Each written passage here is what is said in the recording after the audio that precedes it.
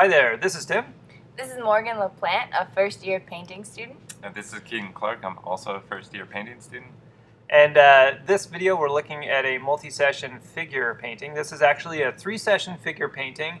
It's in the Academy curriculum, it's intended to follow the 2-session figure painting, but in that session, the demonstration I'd done was essentially the same build-up as this. So here we actually just get to see a little bit more of me painting on the model. So it's a little bit more enlightening. Now, what you're actually going to see, and what we actually have filmed, and this is at real time here, is actually 2 painting sessions. So this is actually session number 2 and session number 3. The first painting session was actually entirely the shadow map drawing of the figure, which we didn't feel the need to actually film because that's all covered in the drawing year, especially if you advance to the figure drawing videos. What was also not filmed was actually the toning of the canvas and the transfer. It was filmed, but it's actually at an earlier video. You should have seen this transfer actually take place earlier on in the bundle if you're watching these videos in sequential order. So after that transfer was done, a very simple burnt sienna ultramarine blue was scrubbed into the shadow areas of the shadow map. Then it was allowed to set up and dry a little bit, and then using a stiff bristle brush, I merely softened the transitions between the shadow side into the toning of the canvas, which was just a very neutral gray toning meant to mirror a lot of the papers we use in the drawing program.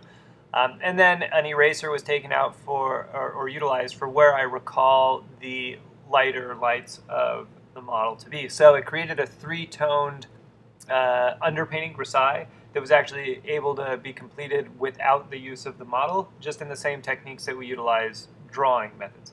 And now what I'm doing, as the model is actually sitting for us here, is coming back and adding additional value steps to that underpainting. I'm just refining the open grisaille a little more fully than where it was. It's not 100% necessary of a step. It just depends on how close I want all of the values to be before I lay in with my my actual body paint that I'll be using for this demonstration. So that's a comfort level. I don't actually anticipate to finish this whole painting, especially in the amount of time we have available to us. Remember, this is 2 painting sessions, which is essentially 6 hours with the model, but as you can see from the length of the video, taking into account all of the breaks and various setups and whatnot, we're actually down to 2 hours and 48 minutes from that 6 hours. So we are losing more than half of our time with the model just with setting up and with all of the breaks of the model. So that is an important consideration. What you're going to see here is all taking place in a very brief amount of time. If you're working at home, especially if you're working from a reference photo, give yourself probably a little bit more painting time if you can. 3 hours of painting. You can take breaks, but it's a good idea to clock yourself so you can get 3 hours or so of painting in one session, and then 3 hours or so of painting in another session, to at least give yourself a little bit more time to work through some of the concepts and techniques of paint application that we're looking at here. Going in with a paper towel and a little bit of thinner, that helps me really dig down into the toning of the canvas here. And this canvas was toned several days earlier. It was not toned earlier this day. So because of the thinner utilized in the toning process, all of that gray is easily removable with just a little bit of terp. And so I can really still dig down and manipulate all of the values here and really get a more full range of values to lay everything on top. I want to get pretty close here. Again, the more insecure you are potentially about your subject, the more preliminary steps I recommend. You probably have watched the still life painting video before this, and you saw me pretty much jump directly into the still life, with that abash and sort of drawing it as I go. I want more precision here. There's a lot more subtlety. It's a little bit more challenging with the model up there, especially, the model shifts and moves quite a bit. You're seeing a still image here, which is much easier than having to have a model actually try to hold this pose, especially with his arms up, and using a a staff here. So it's a little more tricky to nail the drawing and get it just right, get all those tilts and angles. So that's why I opted for an actual physical drawing utilizing just paper and charcoal, and then transferring that to help build up the painting here.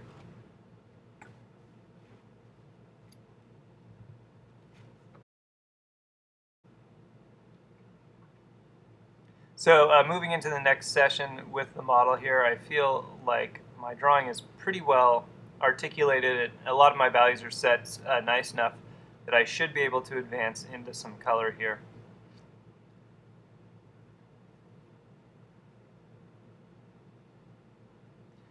And keep in mind, because this is shot in real time, we don't have this sped up. You know, I'm going to be spending a lot more time mixing, which this is a video where we don't actually have the palette shown for the mixing. I'm using my much larger palette, which is a vertical palette that's has a glass mixing surface that's roughly 18 by 24, so I can really get in there and see some color changes. And also keep in mind I am doing some teaching while this is going on, so I am helping some students briefly, but the pauses don't get too long. You know, we've managed to crop out some of the longer instances where I may have stopped and gone over to somebody's easel, but I'm still doing a lot of talking and description while this is going on, and that tends to slow down the painting process just a little bit. I'm laying in now with some paint it's almost body paint, just a little bit of oil, I think, in here. I'm not using any real medium here, anything other than just the oil. I want this to actually lay down at pretty much the opacity that it will ultimately end up being, so that I can just soften it out, soften the edges later after they set up. And I won't be scraping this down. I want a little more of a smooth surface, so as opposed to scraping, which actually would result in a smoother surface, but I have multiple build-up days. I'm just going to have to soften it out. I'm definitely doing this in a more window shading method, which is kind of the idea of tiling. I'm just trying to lay down pieces of paint that are as accurate as I can, and then just work in one area until all the tiles I've laid down are accurate. You know, slowly progressing to smaller and smaller brushes, and then I will advance to the next session, or next section. I'm not trying to, though, and this is a distinction that's important to be made, I'm not trying to really finish out each tiny little stroke and then go to the stroke next to it, and then the stroke next to it, and the stroke next to it, like a direct painting would be painted.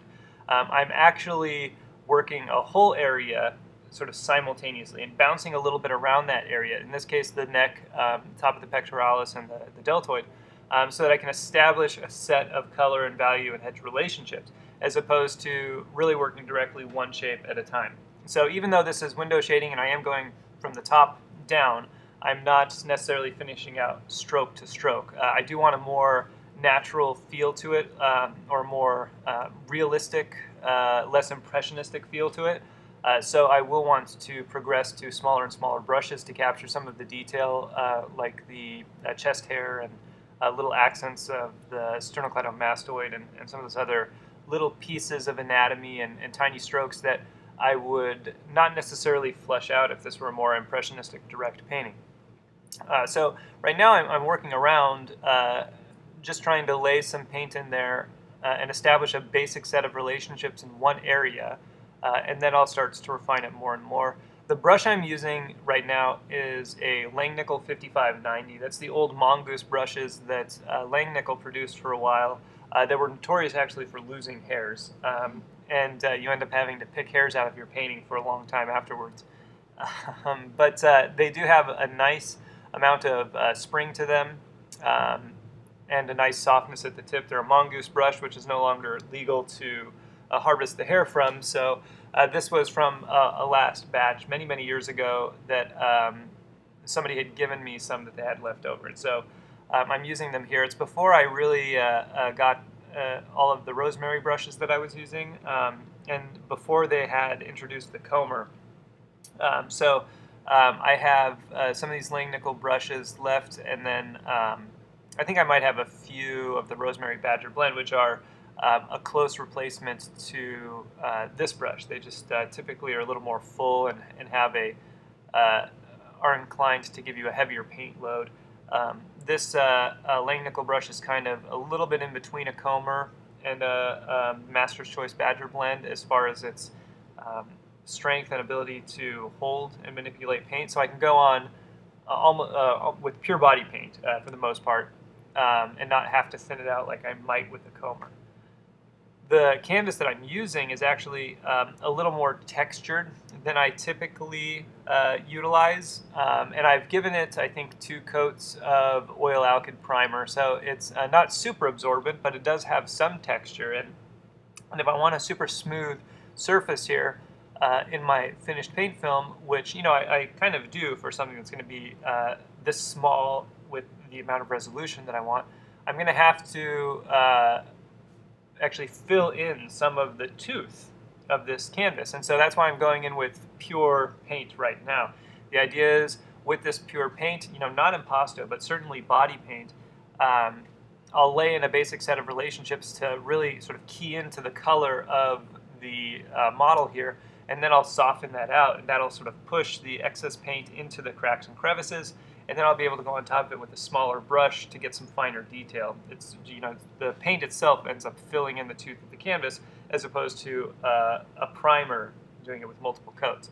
And so if you anticipate the way you want to paint as well as the finish you want to have in your painting, that can help you select the appropriate tooth canvas with the amount of smoothness or absorbency that you want. If you're going to build it up in a lot of layers, you can certainly go with a toothy canvas, or even one that's a little more absorbent because each of those layers will create less absorbency. If you're going to paint very directly and you want your paint to look really juicy with very fine marks, you should select a canvas that is less absorbent and smoother.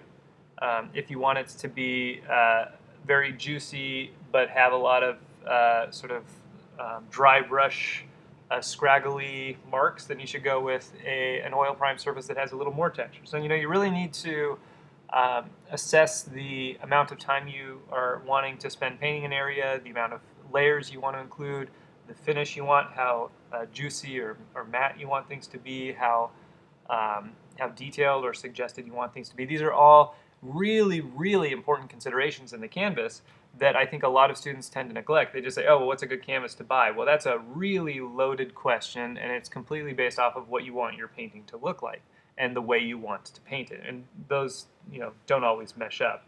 How you like to paint and how you want your painting to look. Mentality really comes into play here. So I've selected a canvas with the appropriate amount of texture and absorbency for me to paint this in a window shading style, finishing as I go, but also to allow me to paint with more body paint so that I can really smooth it out, fill in that tooth, and then come right on top of it with some smaller marks. Very deliberate choice. I'm working very slow here, building up what can best be described as a mosaic of tiles here.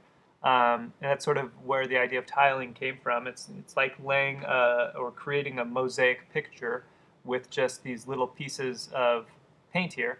And I'm not thinking too much now yet about detail.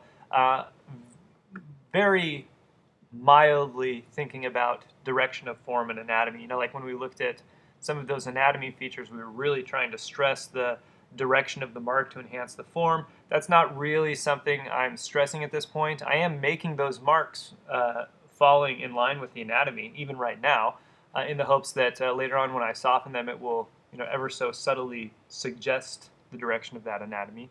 But it's not something that I'm really trying to bring to the forefront of this stage of the process. I really just want these tiles to be laid down to give me a good set of color and value relationships to reflect what's up there. Note that I am going to spend the majority of this time here working in this area in the lights and the halftones. That is where all of my information should live, especially when I have a limited amount of time. I want the shadows to fall into relative obscurity. And the nice thing about looking at a reference photo like the one we have here on the right, so small, is that you cannot see as much information in the shadows. The legs themselves, for example, don't have a lot of information. The arm and the abdominal area has a very limited amount of value and color changes. You can't see a whole lot of information there. And that is because as it shrinks down, it simplifies the same way as you should be seeing your reference when you squint down or step back. When the eye is adjusted to the lights and the halftones, as in the case of this photo, where the exposure has been adjusted to best see information in the lights and halftones. I could, of course, flip-flop the exposure on the camera, really raise it so all of the information is seen where the shadows are, and that would completely blow out the lights. And it would give sort of a look of, kind of what backlighting looks like. And that is definitely something you can do and something you can even paint. You just have to have a deliberate consideration for that you're going to add a lot more information and value changes in the shadows, and then you have to really let your eyes adjust to what the shadow area is and then kind of see the lights out of the corner of your eyes and really blow out those values when you paint it and reduce the information in the lights when you paint it. It's much harder to do. What we more commonly see, of course, is somebody working on the lights for about this amount of time and then going over to the darks and putting just as much or more information in the darks, especially when the model has a really strong directional light like this model here, because sometimes it is so strong on the model, and you can actually kind of see in the background, we have the camera adjusted to be able to see the painting, but as a result the background is really blown out. This is something that you're going to see in the Alla Prima portrait painting video towards the very end as well. A really strong light on the model, and the camera is adjusted to see the correct value relationship in the painting, and as such the surrounding area, the background where the model's at, is so very light that they are blown out. The lights are blown out, and we can see more information in the darks. When you yourself are looking at that situation and you first glance up at the model under that intense light, if you haven't let your eyes adjusted properly, the lights are going to be too light, and you will see more information in the darks. And it's easier because those darks are really living at kind of a mid-value range, like a value 4, 5, 6, and those are the ideal values for us to see information at. And so students have a tendency to really paint out the information in the darks because it's a more comfortable area for them to look at without straining their eyes. And as a result, it no longer has the correct information relationship to the area in the lights. So this is an important concept. You really have to consider the amount of information you're putting in where. Having a nice underpainting where the color is really analogous to the color of the model will allow you to not be tempted to go into the darks as much. You'll be able to leave it alone or leave it simplified a little while longer. Whereas if you're doing an underpainting that is just so different from the model, it might be distracting. You might be tempted to jump back in. So I've selected this underpainting as a color. I've already had a session with the model. I've seen the model. I've seen the color. I know that it's kind of this rich, warm, sienna-ish color. And so that's why I selected the underpainting to be that color. And then I can leave it a little more simplified. You can see I'll do a couple strokes here, there on top of the shadow side, and then I'll be able to leave most of that underpainting kind of sparkling through. It'll suggest information, suggest detail without me having to actually paint it.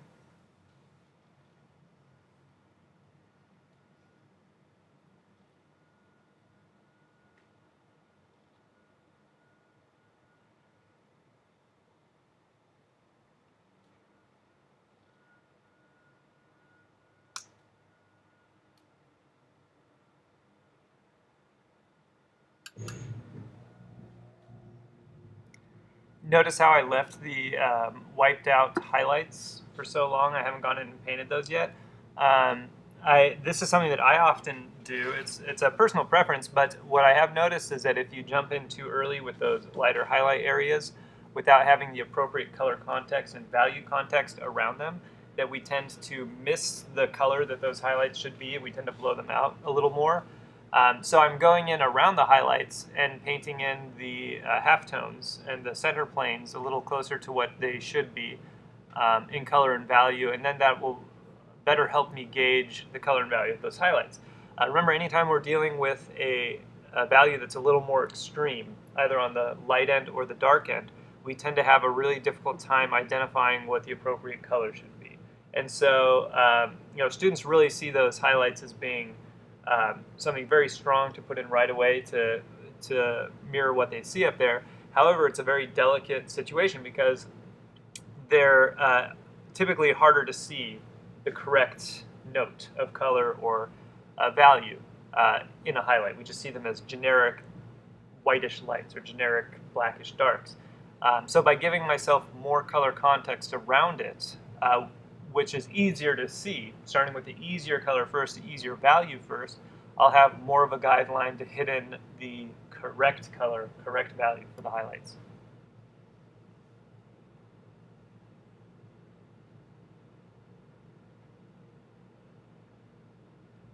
Now we're going to see a little closer some of the brush work here. I feel like I have a decent buildup of some of the surrounding areas, a decent sort of block in.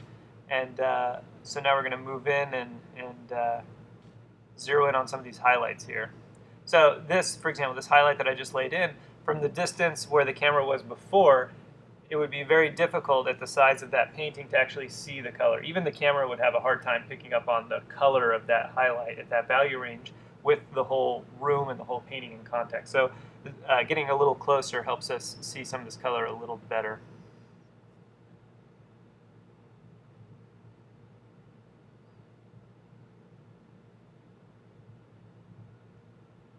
You can really see how textured my canvas is in some of these marks.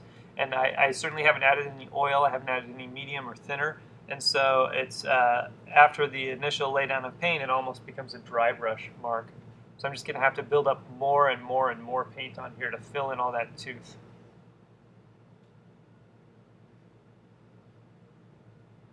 Will the value change very much as the paint becomes more opaque? Only as I add darker values. Yeah. I mean, over time, it might. Yeah, but you know, this is all painted. Well, each section is painted, you know, all at once, and as a result, there aren't really any layers of paint. So the oil content is going to be about even, as opposed to a multi-layer painting. A multi-layer painting will darken more and more over time. Single-layer painting will darken less over time. There's less layers of oil that are affecting the values over time. But if anything, what you might see is once all of this is laid down and then the softening takes place, an averaging of values occurs. So in this case, the lights will get a little darker, the darks will get a little lighter. This typically tends to happen anytime you soften edges, and that's something to consider. You don't necessarily need to plan for that and overshoot the lights and overshoot the darks in anticipation that you're going to soften them. But it does mean that when you soften them, you need to pay extra special attention to this idea that you're softening one stroke at a time, and you go all the way around. Every stroke you lay on there has 4 sides, which means every stroke has a different edge quality requirement on each of those 4 sides. And so you have to really observe and pay special attention to that and keep your brush clean as you soften each independent side of the stroke. And if you do that when the paint is tacky, at least a little tacky to set up, and if you do that with a really soft brush that's also very clean, you won't see that much of a noticeable discrepancy in the values. They won't go too much towards that mid-value range. They'll retain their original value and colored notes. Whereas if you try to soften across too many strokes, which I see all the time, you know, it's a lot of work to soften each stroke independently on all 4 sides. It takes a ton of time. You know, I've come in and you know, this amount of paint application could take me 20 or 30 minutes to soften. You know, if I'm being really, really careful. If I have painted a whole day and I come in the next morning, it can take me 3 hours to soften all of the little pieces of strokes. If I'm wanting the painting to be that smooth and retain all of its value and all of its chroma. So it's not something to be taken lightly. It's a really important, subtle, attentive step that you have to take. And most students aren't slow enough and patient enough with it, and so they soften over a little too much, and that's when we get that value reduction and that color muddying, the blending of colors too much.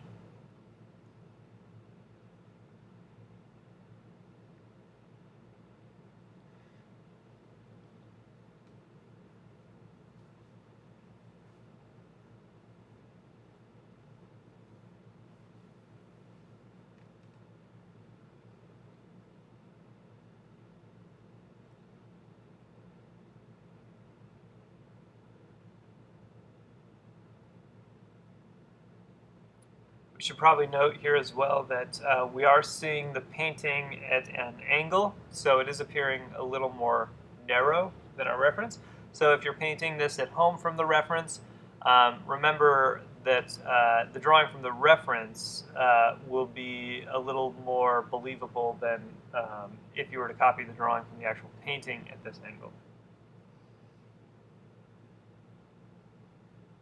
I think we actually even have his head turned in a slightly different direction in the reference than we do in the painting.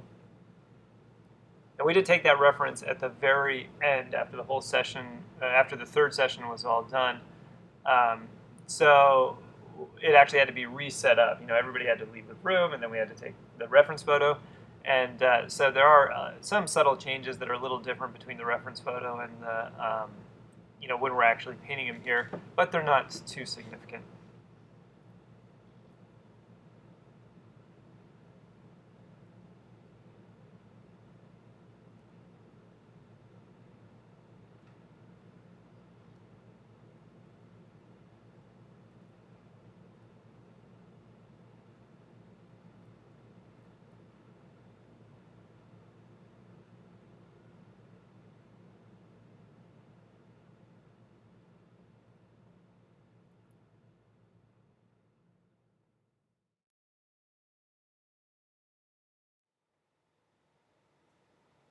So it looks like the painting in this stage is a little more yellow, maybe yellow-green than the finished painting. Are you going to glaze it later on or paint over it or anything? Actually, right now, the color will change a little bit. I will add some more pinks and oranges in there, but I think the camera actually has just shot this a little more in the yellow-green stage, and we'll see a shift in a little while where things will just look a little more pinkish orange, a little more like the reference, and a little more of what the final painting looks like if you pull that up and are referencing it. So it's mostly at this point the camera, and this tends to happen a lot too when we're painting in a studio that has natural light on it, because we have some overheads on, but we also have our north light windows on, and so that is going to shift a little bit. And the camera tends to do a lot of its white balancing throughout the video, where you'll see subtle waves in some of the color. We saw this actually a lot in some of the drawing videos, but because they were in black and white, we didn't actually have to concern ourselves with them too much. But we will see it throughout some of the videos here. We do see it now. So you have to kind of take the color with a grain of salt and reference the final painting to see some of the actual colors that are being laid down. Because for the most part, they don't get adjusted. It's being painted pretty directly, except for some smaller brushes being used later on to chisel out some detail. Okay.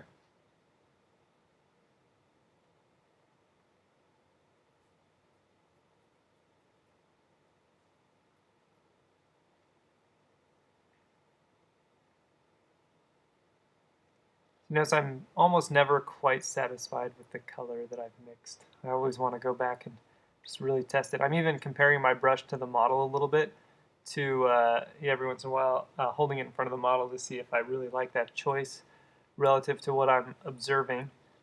And then just really trying to mix. A lot of mixing happening here. So I've tried to put paint on the paintbrush and then compare it to whatever I'm painting. It always feels like it's a little bit different compared to like how it looks on the brush and the palette and then the canvas. Yeah. So it's almost always, and especially when we have a spotlight on the model, the value will probably be very different. So it's really, just kind of trying to gauge the color roughly. It's not a super, super accurate thing to do, but it can kind of get you in the right direction at least.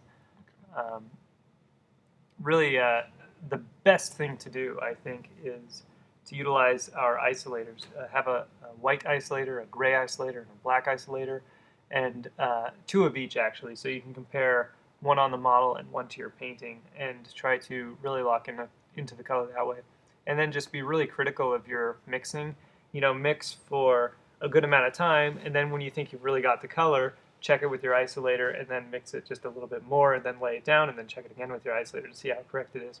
It's a very, very slow process to do this, It can take upwards of a minute to mix each color. So, relative to that, I'm actually painting pretty quickly. And this is fast compared to how I used to paint when I was really trying to get the color spot on with every stroke. But that sort of precision and amount of time spent in contemplation and in mixing, I think becomes pretty critical, especially at the learning stage of the process. And then as you have more successes with mixing the color, you better train your eye to translate, especially when you're working under the same lighting conditions on the model and on your painting. You'll lock in onto how to mix the color faster and more accurately the more you do it. If you flip-flop a lot of lighting conditions and a lot of different lighting on your canvas and on your model and switch your subject around all the time, then it's going to take you a lot longer to get really comfortable being a fast color mixer and also an accurate color mixer. But you'll build up the habit of continually having to isolate with your isolators and at least build that habit, which is good. And you should really be doing that for at least the first year or two of painting with color. Can you isolate the mixture you've mixed on your palette with the model before putting that mixture onto the painting as well? Yeah, and if you have, for example, a spotlight on the model, sometimes a palette that's actually facing the light might not be a bad thing, because then your color is getting a lot more light, just like the model is getting a lot more light. So you can probably mix the colors a little more literal to what you observe. And of course, you'll have to remember that when you lay it down, it's going to be a step or several steps darker in value.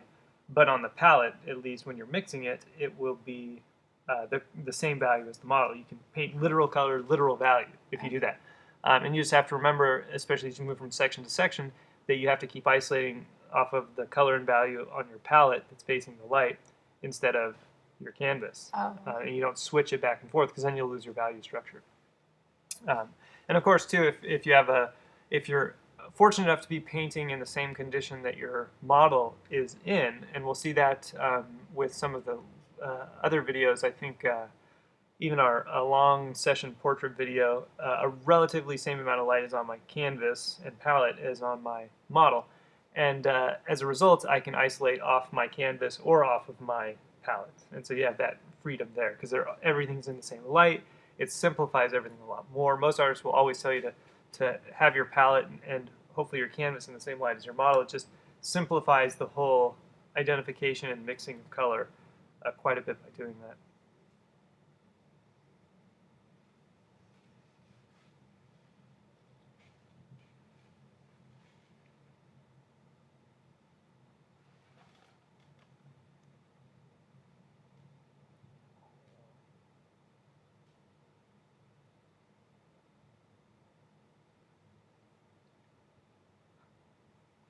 So a lot of mixing taking place here, especially at this stage where I'm still kind of developing the relationships, which means I'm bouncing around a little bit. Anytime I bounce from one area to the next area, you're going to see a huge amount of mixing taking place. And unfortunately, it's a slow and tedious process.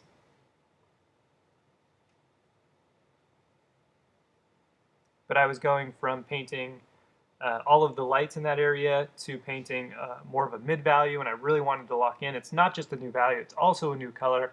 And because we have a warmer light on the model, a slightly warmer light on the model, we have sort of a unified blanket of light.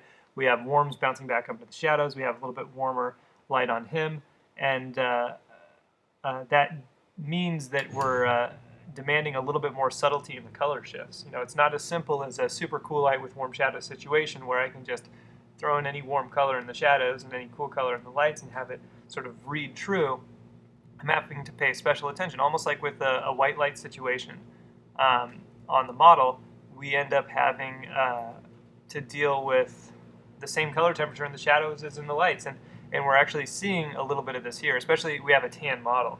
So our light isn't hugely warm, but this particular model has a pretty solid tan on his torso, and there's a little bit of warmth in that light, and so the shadows are pretty warm, the lights are pretty warm. We're dealing with something that almost feels like a monochrome, and we could actually paint it like that and it would still look good and still ring true. It wouldn't necessarily glow like it's glowing. That glow and richness happens from the color, but it would still read as accurate. And so when I'm switching to a new area, I have to lock into a really, really minute bit of color change, and that is going to demand a lot more mixing. The more subtle the color, the more time I'll have to spend mixing if I'm jumping from one area to another.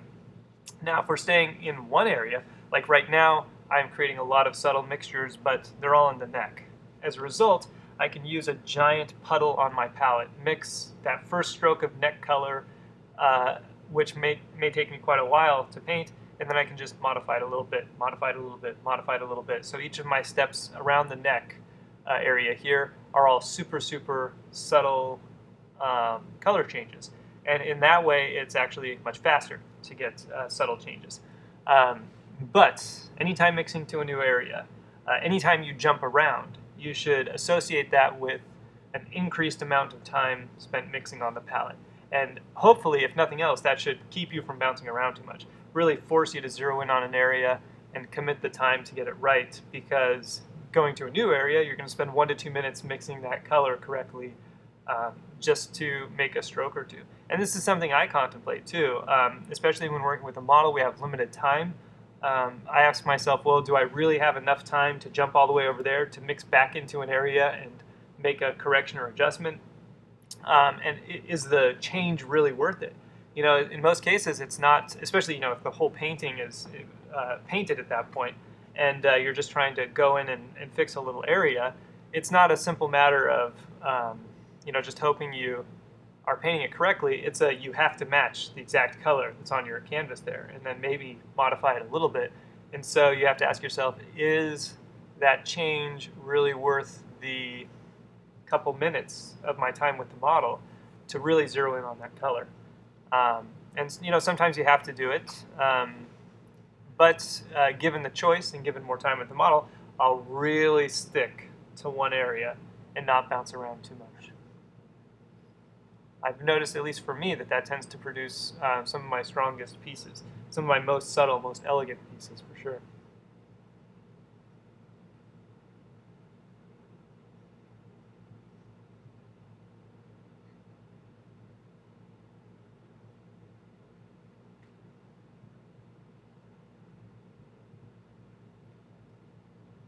So between the color I'm splicing it around the highlight here to sort of boost the chroma of my highlight, and that sort of rich golden color I laid in the shadow of that deltoid, it's really starting to help that area glow.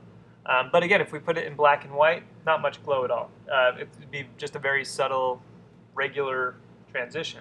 But the color in those shadows and getting the color into the highlight, that's where we get juicy paint. That's when people look at a painting and say, "Well, how did you get it so creamy and vibrant and juicy and rich oil?" It has nothing to do with the actual laying down of paint. It's all to do with color.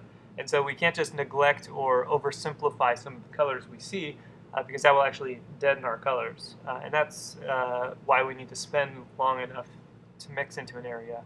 If you're going to bother to lay paint down, make sure it's as close as you can get to the correct color. Don't neglect the color in your highlights, and definitely do not neglect the color and chroma in your shadows. Those shadows are probably more relevant to getting the glow of someone than the lights and halftones. The lights and halftones really describe the structural anatomy. So as each piece I lay in of light and halftone, it's telling us the form, the little pieces of anatomy, how things are turning. But as I add in the paint and the shadows, it's not detail paint. It's not really telling me much about shadows. It's telling me a lot about the light and the richness and the color. How intense is that light?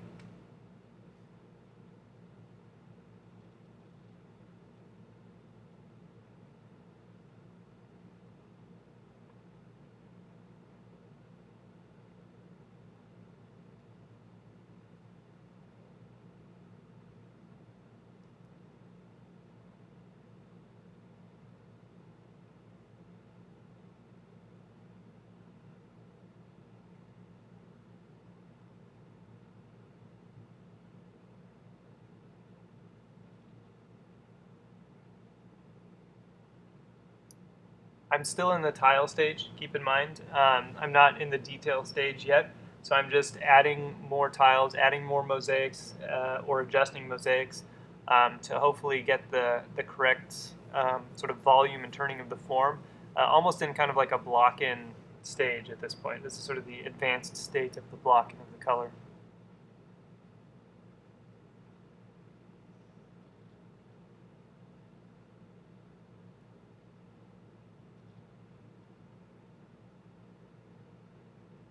Are you really thinking about edges in this stage of the painting?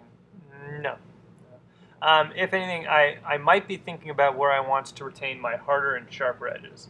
And that's it. So the outside contour on the back and neck and the cast shadow, or the occlusion, what will be the occlusion shadow between the arm and the pectoralis. Those are harder edges that I want to maintain, but I'm not actually thinking about softening any edges, if that's the question. There's no softening I'm wanting to happen right here. I want to just be laying down pieces and just building up a volume of paint, especially on this more textured surface. And then after everything is strongly laid down, I've got a good volume of paint, then I might be able to go in and soften some stuff out.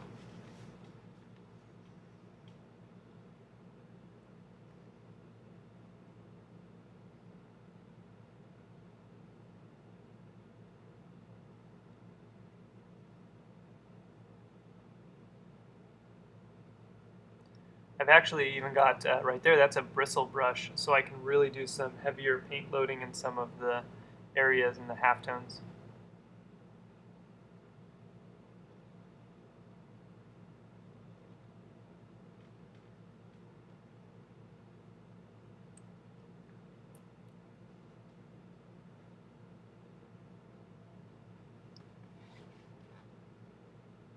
So we've taken a break, now we've come back. I re-examine all the work that I've done. This is a pretty common practice for me. I usually go through this sort of cycle where the first session I try to re-examine and refine and correct anything I may have laid down in the session before. Then after that I try to advance the painting a little bit more in the next maybe 10 minutes, and then the last 5 minutes I'll go through and I'll paint the next area that I want the painting to expand to. And then we take a break, and that's 20 minutes or 25 minutes, and then it comes back and we do the same thing. So I was just painting in one area, I painted some shadows in, and then the break happened, and then I came back to the neck and decided to start trying to refine the neck more and get it a little closer to where I want to do any corrections. Right now the values are kind of all over the place in that neck. They're not quite resolved yet, so I have to keep laying some paint in to help facilitate the sort of column turning of the neck.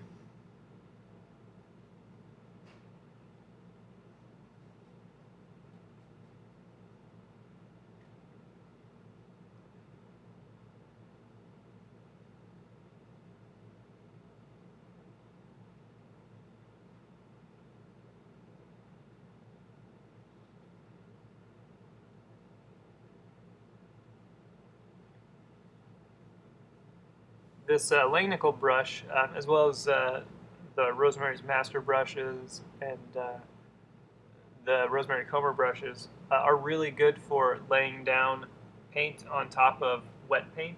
So if that's something you've been struggling with, perhaps you need to move to a softer brush. I see that all the time. Some students are dissatisfied with how the paint is laying down, and they feel like they just make a mark and it pushes the other paint aside, and it's not layering appropriately, especially in a single day session.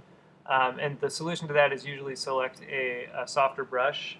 These brushes are nice because they're natural brushes, at least this Langnickel and the Rosemary Master Choice are natural brushes, and so they have a little bit more firmness at the bottom and a little softer tip, so you can paint load a little more and manipulate the brush to get a little softer and gingerly lay the paint on top of layers, or go in a little firmer and really push in a lot of paint into an area. So there's a lot of flexibility there, versus if you use just a synthetic brush, it's going to have, for the most part, the same stiffness all the way through. So you're going to have to use a variety of different brushes throughout the painting process. A synthetic that's a little stiffer at the beginning to really get some heavier paint load, and then one that's a little softer so you can do your next layer, and then one that's a little softer than that so you can do your top layer. So it's definitely not as flexible, And it's definitely something to consider because the way the brush you're using, the way you hold the brush, the way you manipulate the brush has a huge impact on how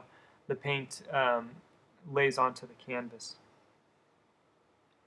It's also worth mentioning, I don't remember if I did earlier, that this Langnickel brush that I'm using is not one that you can get anymore. So if you want to paint with a brush like this, you're going to need to get something like the Badger Blend brush, the Master's Choice from Rosemary.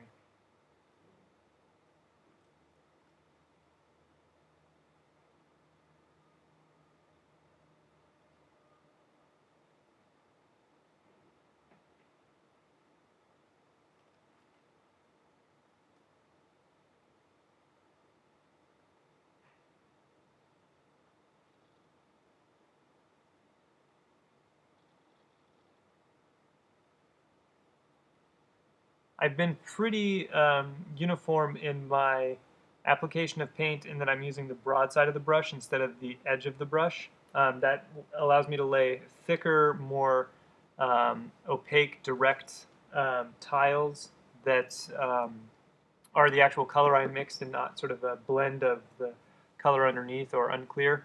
And this is also something important to consider because what I see a lot of times is students using a brush that's a larger brush, which they're supposed to be starting with a larger brush. You know, we start with the biggest brush that we can so we don't get too detailed too soon.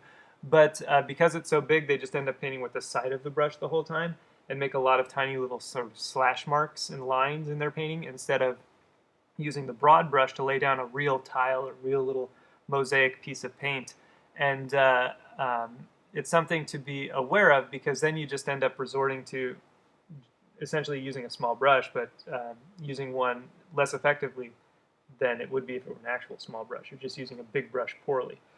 So instead, you should, if you're wanting to paint smaller details, you should switch to a smaller brush. Every once in a while, you'll see me come in with a pointed or a round rosemary master's brush, which is allowing me to do some of the smaller shapes. But when I get that Langnickel, I'm actually painting with more of the broad side of the brush to actually lay the paint down substantially. And you want to keep those tiles so that you can see the color more clearly? Right, yeah, I don't want really any blending of the color to really take place now. I want to try to facilitate all of my changes with as much little color changes as possible so that the painting stays more juicy, more vibrant, more colorful. And then after the session here, or towards the end of the session, or whenever I'm ready to start adding details on, I'll step back, make sure all the form is turning appropriately, and then I'll take a dry, soft, clean brush and I'll soften out all of the transitions between the tiles, and then I can add on top of it. Now, if you, with a canvas this textured, it's taking a lot of paint, and so as I continue to lay more and more tiles, and I can lay more and more paint because it's a little more textured, the values and colors will get closer and closer together. So it'll actually be less softening that I'll have to do in the end. Whereas if this were a very thin or a fine canvas, very smooth canvas, each of these tiles would be much more clearly visible because not as much would be going into the tooth. It would all be just sitting right on top. And then you have to be a little more gentle with the softening. And so there's a risk that you can run into more of a sort of chippy brush stroke look on a smoother canvas, especially if you paint with a little too much paint and you don't paint delicately enough on top of it. You really end up seeing really pronounced tiles.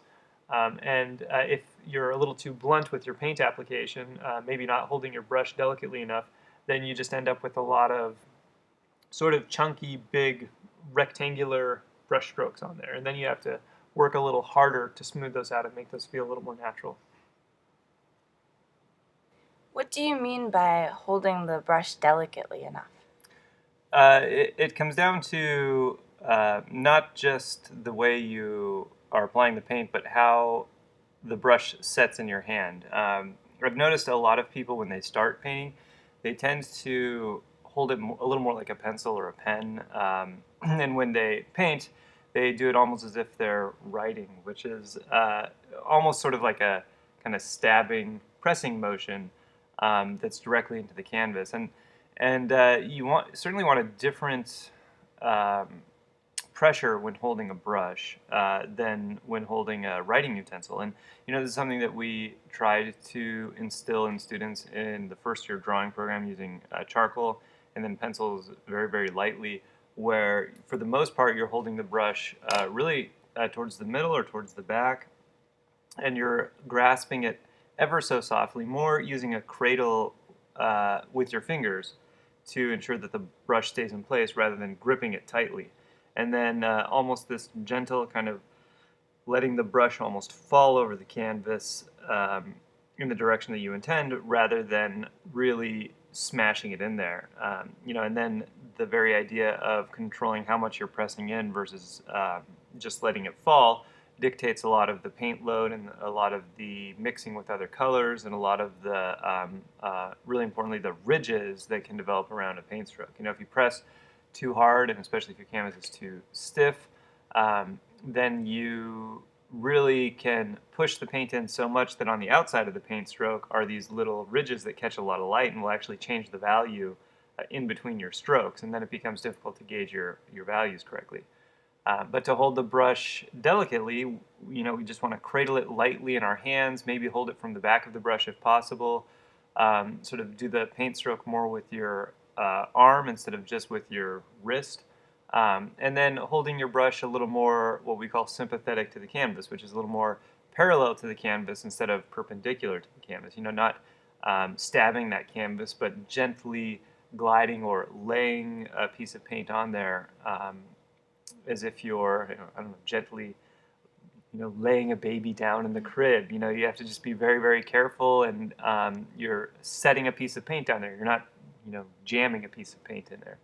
And so that's a concept that can be pretty difficult for people initially. They're not used to the liquidity of oil paint. I certainly wasn't when I first started. That was one of my biggest challenges that I had when I started oil painting. I couldn't figure out why anybody would want to mess around with this stuff because it was just so slippery and so mushy, and it all just slid together. And I thought acrylics were going to be the only way to go because they dry fast enough that you can manipulate it. That's why when I first started painting, I signed up for a workshop by a professional whose paint application I really admired, so that I would be able to sit next to him and see how the paint was actually applied to the canvas. How could wet oil paint be applied to a slick canvas, and then more than that, just wet oil paint on top of wet oil paint without lifting all that stuff up. So I realized very early on how important and sort of paramount that was to crafting a painting with oil paint, mostly just because of the frustration I had trying to do it on my own and not being successful. And so after that, I became very attentive to laying the paint down, that delicate pressure, that sensitivity of touch. It's not something that you have right away. Hopefully your year of drawing has trained you a little bit for this, but it will come down to you often needing to brace your hand against the side of the canvas, which you'll see me do in some instances, or even utilize a cane. A lot of artists will utilize a cane to steady their hand so that they can just make the most delicate, soft marks. But usually, coming in right out of the gate, especially guys have trouble with this. They're a little more forceful. They want to be a little more direct. They're not bracing their hand. They just go and lay that paint in, and then they get, a lot of paint buildup and a lot of chips of paint in there instead of delicate brush strokes.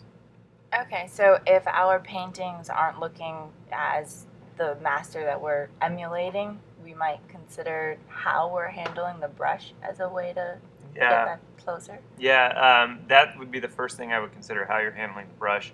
And then on top of that, the type of canvas you're using, how textured is it, how primed is it, and then of course the type of brush you're using. Even a soft touch with a bristle brush will only lay down paint so softly versus a soft comber, with a soft touch. And firm mark with a comber won't be the same as a firm mark with a bristle brush. So you do need to know your brushes. You do need to know, revisit that brush stroke chart so you can see, recall back when you were trying to experiment with all this stuff to see what type of brush you needed and how you remember holding the brush to create that mark.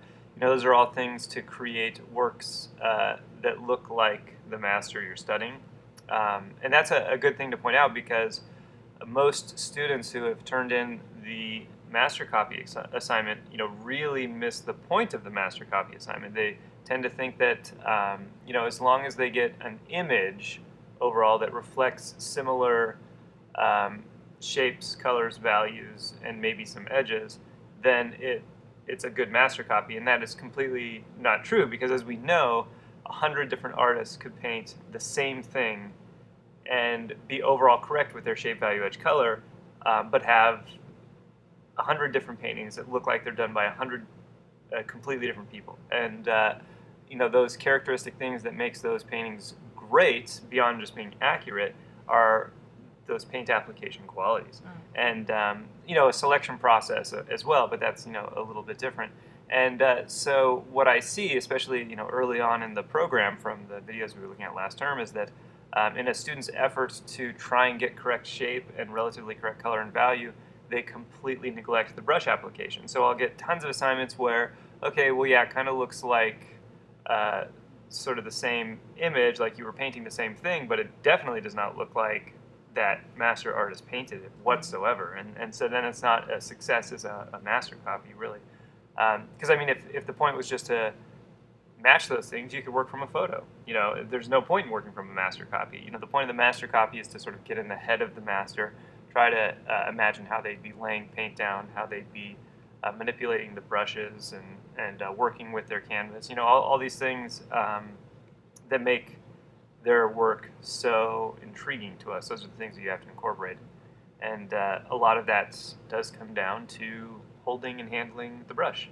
I've seen students paint one day and they look like this artist, and they paint the next day and they look like a different artist, just because they've switched up maybe the canvas or the type of brush they're holding. And oftentimes it's never the artist that they're wanting to look like. And so they have to sort of backpedal from there and ask themselves, why does it look like this instead of the painting that I want it to look like, and how do I need to hold the brush differently? What materials do I need to use that are different, and all that. It's sort of investigative work that goes into figuring out how to improve your paintings.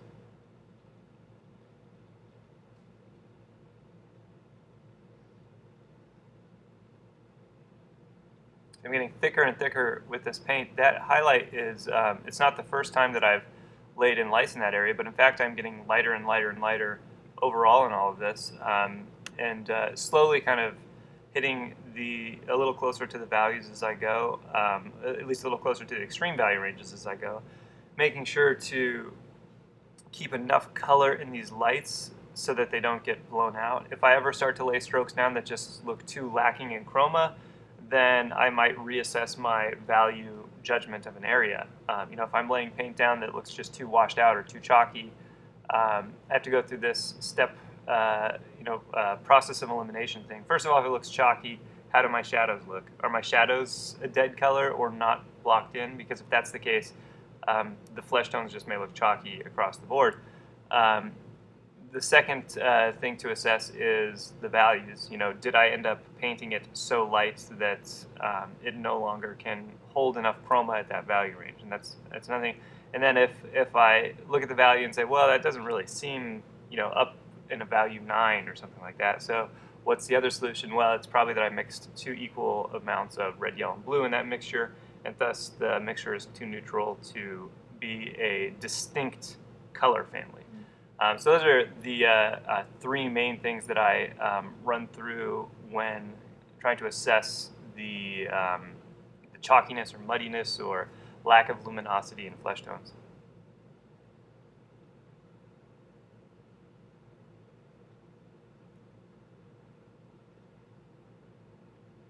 For a lot of students, you should also add the addition of the edge quality in the immediate area. I typically, when I'm laying paint down like this, I'm not softening anything out, so I'm maintaining a lot of hard edges.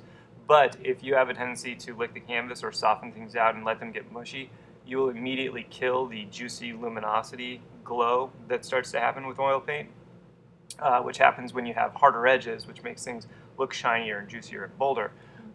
It's a type of contrast that behaves the same way as color contrast and the same way as value contrast.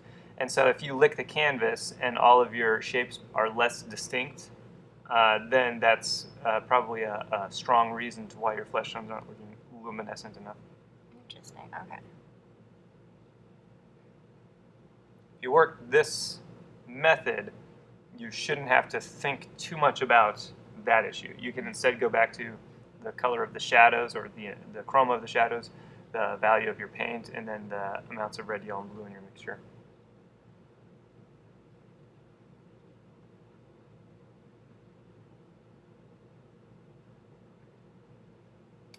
Just starting to expand out to a new area and lay down some basic color in these other areas.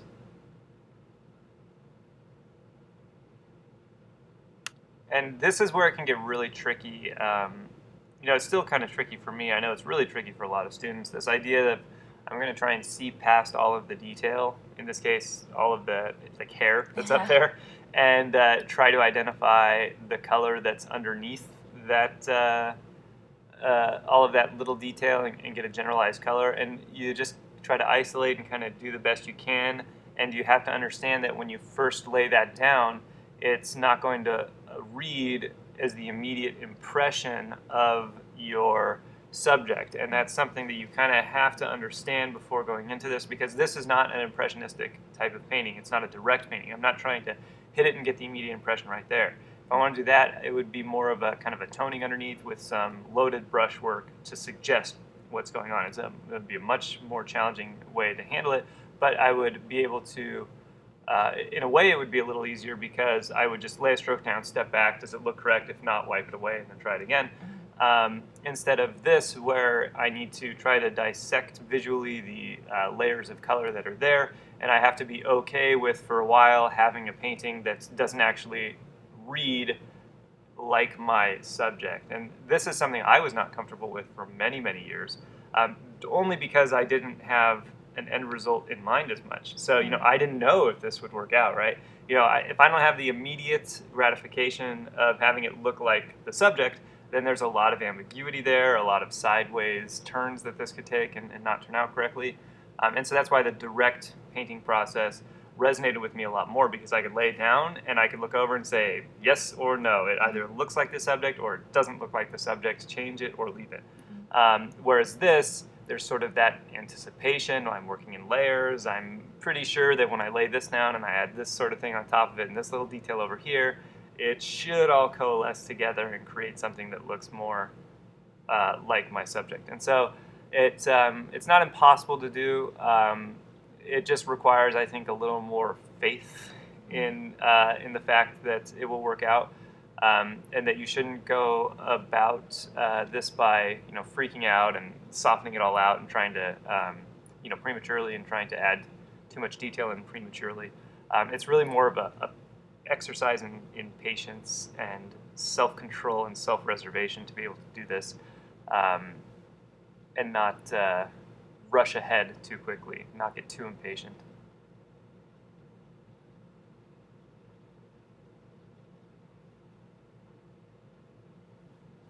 I think if nothing else, learning to paint classically or academically like this, one of the greatest lessons it should teach you is that patience and self-control. And most people don't really understand that the amount that is required to execute a work of realism like this, because we're sort of, as a culture, we kind of associate painting, at least especially direct and prima and abstract painting, as this sort of feeling-based endeavor where the emotional struggle you face is kind of the inner turmoil of yourself and your response to the canvas, and as opposed to the objective, slow, careful process and build-up that all that craftsmanship that goes into a painting. And so, especially when even when I started, I didn't realize how slow you had to go, how careful you had to think about everything.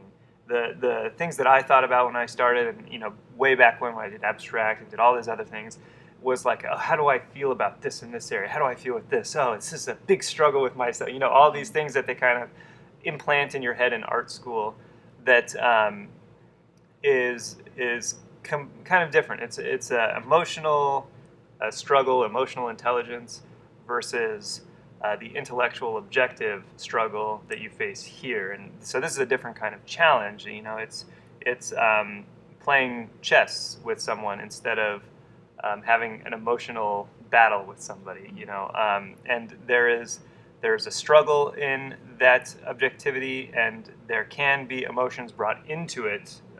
Absolutely, I've seen people brought to tears by how their work is going. And it's not because they're having an emotional struggle as to how they feel about design or color. It's because this is just so hard, and it's so cripplingly hard sometimes. And people who have a high intelligence and who have taken master's classes or gotten master's degrees and were really good in school and find themselves very smart, they try to do this, and to get it to this high level that we are striving for, and to meet this expectation becomes just such a high demand. And even in this program here, where we're taking 3 or 4 years and condensing it down into 18 months for this sort of accelerated program, I tell people right out of the gate, like, this is really for the top 1% to be able to even have a shot at getting through this curriculum in this amount of time, and doing it remotely successfully. And of course, everybody comes in saying, "Oh, well, I took some smart classes in school, or I have a degree, or I'm good with puzzles, and so this will be no problem for me." And then the reality sets in, usually like halfway through, and it becomes very discouraging, and that's where the struggle comes in, I think, with a lot of people, and it's difficult to sometimes set that emotion aside and just remember that it is completely objective. It is all problem solving. It is a lot of logical step sort of stuff, and eventually, once you get a little bit more comfortable with some of this craft, you can start to introduce all of your emotional intelligence into it, and you can start to do things that you just feel might look good here or there. And then your artwork really starts to grow. You leave the student stage and you get into the professional artist stage, but it's a whole different animal. Yeah.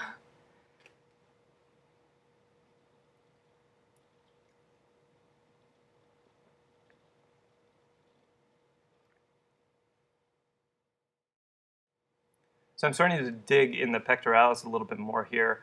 Note how smooth at this point the deltoid and the trapezius are starting to look without me yet having to soften anything. I'm still in the paint application stage, and the idea being that I'm just trying to lay down more and more and more paint and get it closer and closer and closer without having to soften anything, because this is where all the real subtlety and color and light comes through.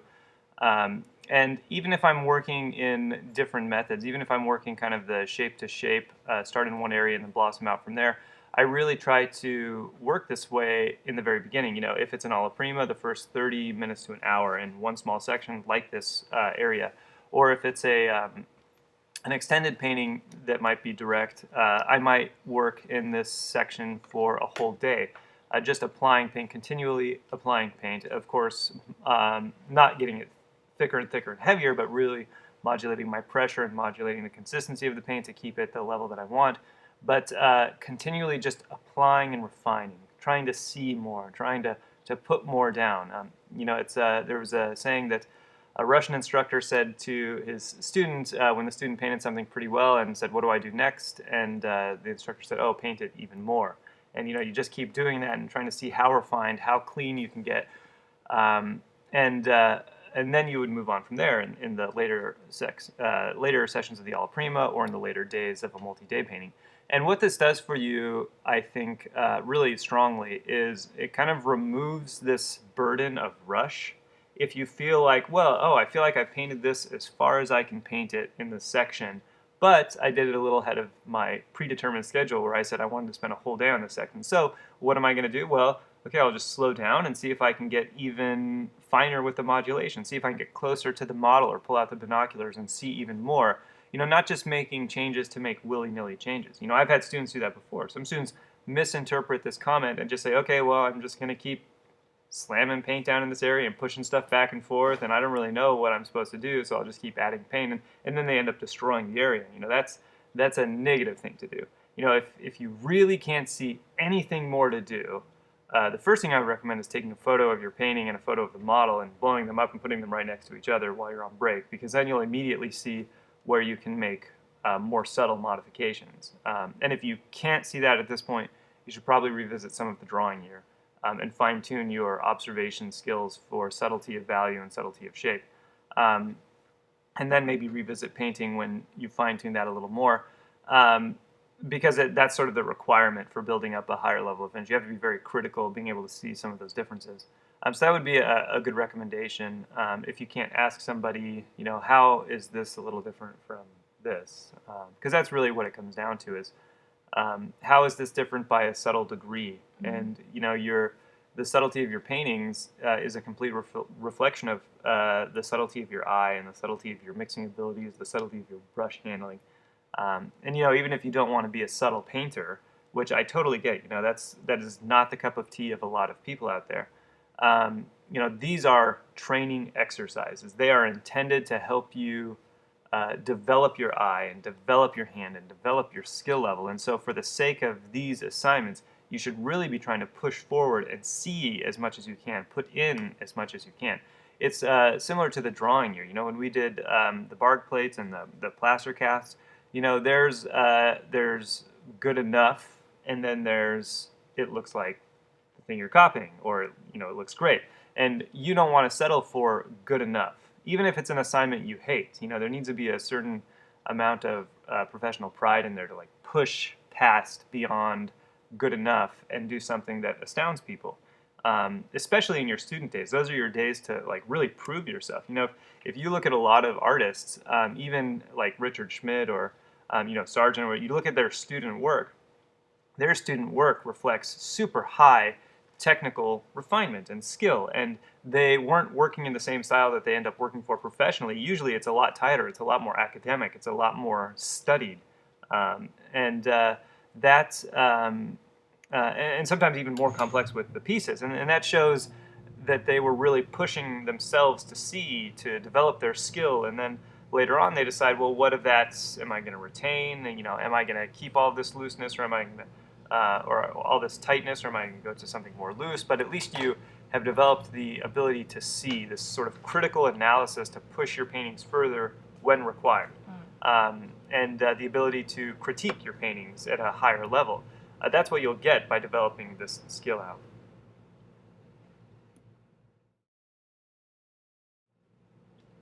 I've laid in some value for that beard there. I don't have any intent whatsoever of painting the face in this.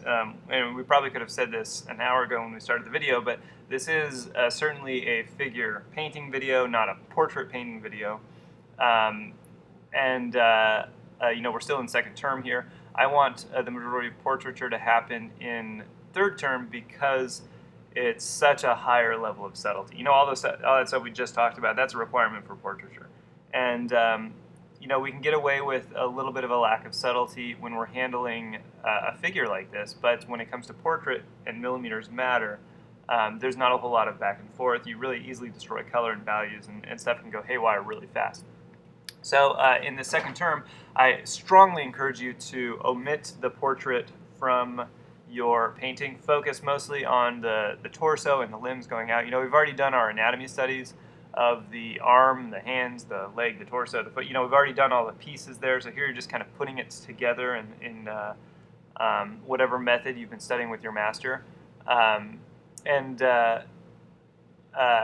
That will allow you to have a little bit more success.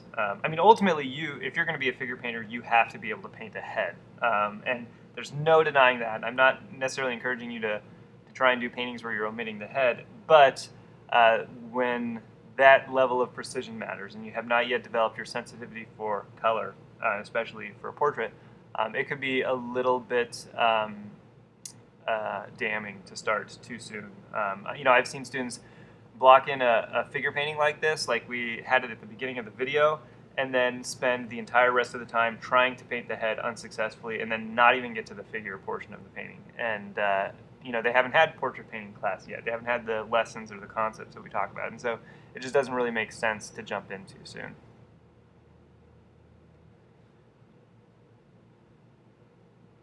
So I blocked in that beard there. That really gave me the value context that I needed for the rest of the neck.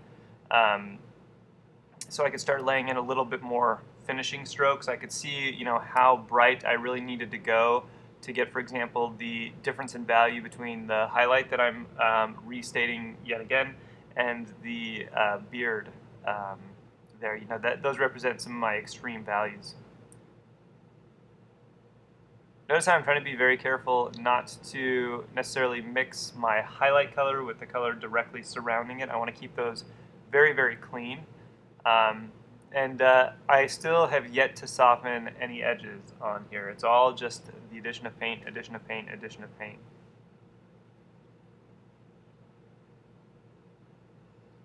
By now, the paint that I've laid down a little earlier in the session has started to set up just a little bit. So it's definitely not as mushy, and it's a little easier to lay the paint down right now. Rather than if I had just worked on the deltoid for the whole time, I would have to do it a little more directly because I wouldn't be able to layer it quite as much as I have over the last hour.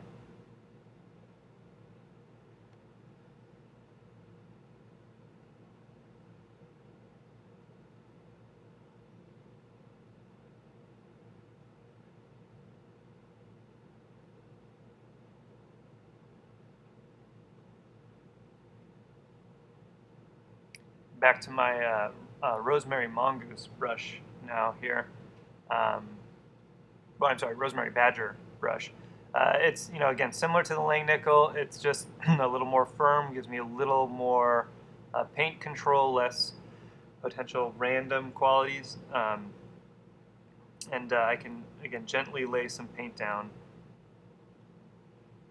but also still work with body paint here.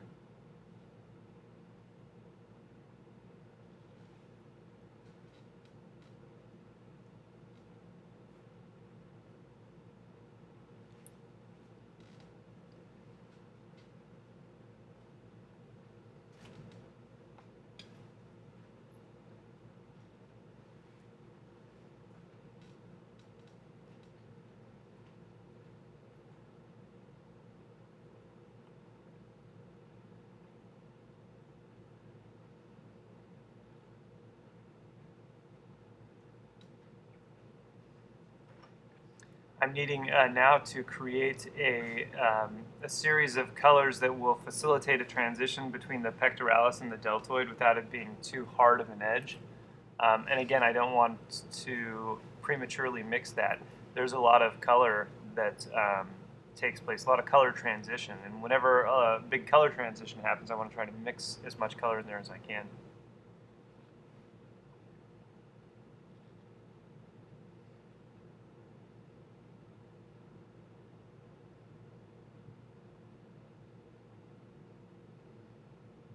So after all the other videos, it should be pretty easy to envision what my palette looks like right now. It's sort of a big yellow-orange puddle that gets a little pinker in some areas and a little greener in other areas, and a little yellower in other areas, with it more of the sort of the big yellow-orange color right in the middle. And I'm able to move from one section of the painting to another, jump from the shoulder to the pectoralis up to the clavicle, because I have all those colors and those relationships already on my palette, so I can kind of see how they work next to each other before I lay them down. Even something really subtle like that, just going in and painting that little bit of a transition value.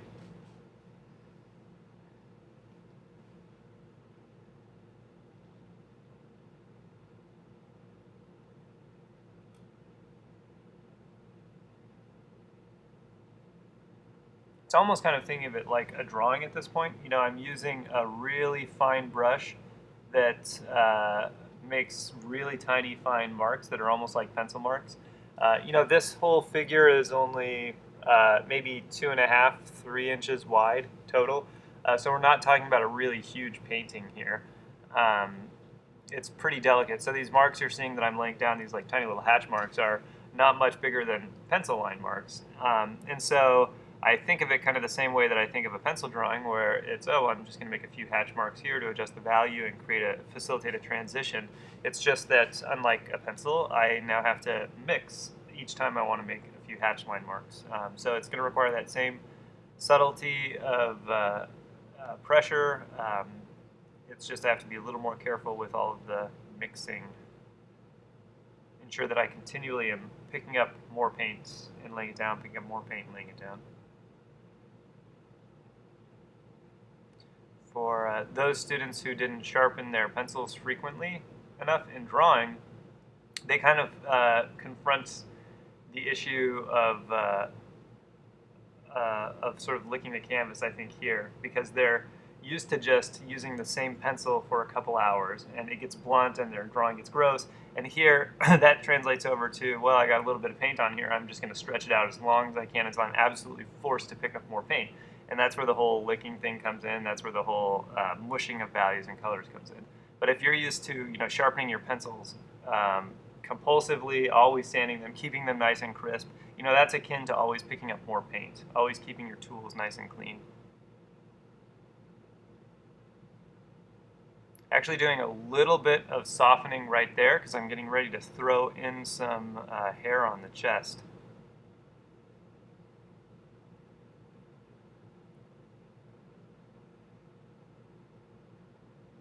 This is, I think, the first softening I've done yet.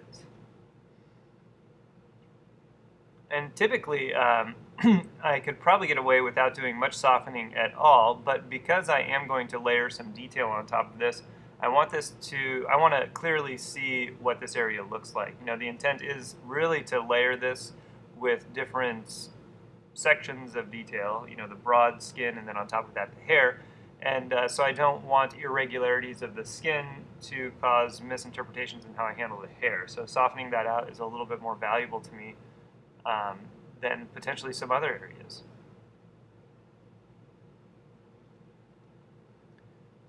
As I facilitate all the softening going around, when my brush goes down, I'm actually not picking up paint. I'm just wiping it off, keeping it clean, making sure that I don't have any excess paint on here.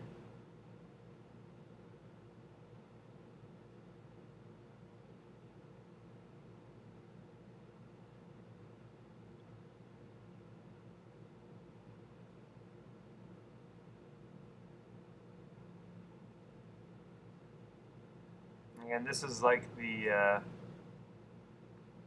like a cleaning up stage in drawing. I'm removing any smaller details, any smaller irregularity, and that is what will allow me to advance this to the next section. In doing this, there is a danger, though, that if you leave it at this stage, it could look too plastic, too artificial.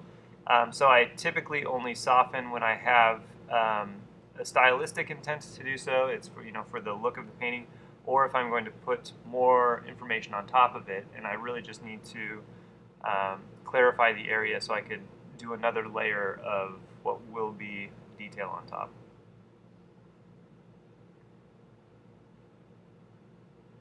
I think we're actually at the end of our first session here. The model's actually, second session. The model's dressed and gone, so this is how I'm leaving it the first day. So that took a full session with the model, which was 3 hours with the model with some teaching in between.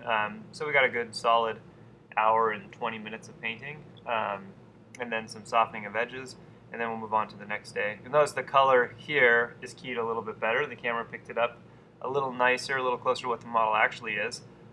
This is what the colors looked like before. I didn't go in and change them. They didn't change over the course of the week. It's just the camera white balance ever so slightly differently. And it's a little more correct to the model this time around. So this next session, I'm starting to lay in some surrounding color. This will just help me kind of lock in, at least to the key of the colors that I was working with before. A little less risky than jumping right into painting on top of an area that I painted into last week, and potentially messing up some of those colors. It should be akin to that, because I'm trying to mix whatever the next color would be, which is very, very close to what the colors on the model are. I've switched over to my parallel palette for this painting from my big palette from the original painting. And part of that reason is I've become acclimated to some of the colors. I know the range of colors that I'm going to be utilizing. I'm seeing that it's very, very restricted in the yellow-orange family.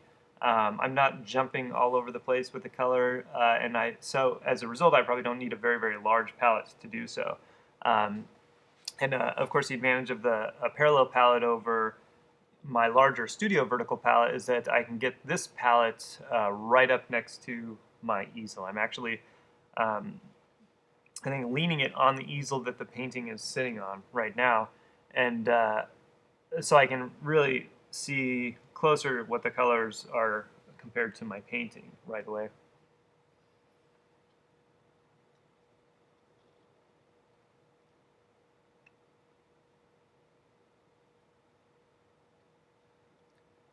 Just blocking in some surrounding color. Again, this is pure paint. I'm not using any medium at all. I need to get some paint down there, hopefully early on. Kind of what I did pretty immediately with the first day. That'll help me just sort of block in the area, and then while that's setting up, I can move back over and paint some of the details in the chest area from last week. And so again, even in something like this, where I'm intending this to be a multiple day painting, and I'm sort of window shading, working from one area and pretty much completing it as I go down, I'm still kind of thinking about what I'm going to do at what stage to ensure that the paint sets up correctly, and I'm able to layer the paint adequately in the time frame that I have. So that is not something that's necessarily unique to alla prima painting. You know, people generally just associate it with alla prima, but you do have to do it even in something like this, a more academic style painting. It's always a concern, the speed with which things dry and how fast one paints. And that is unique to each individual.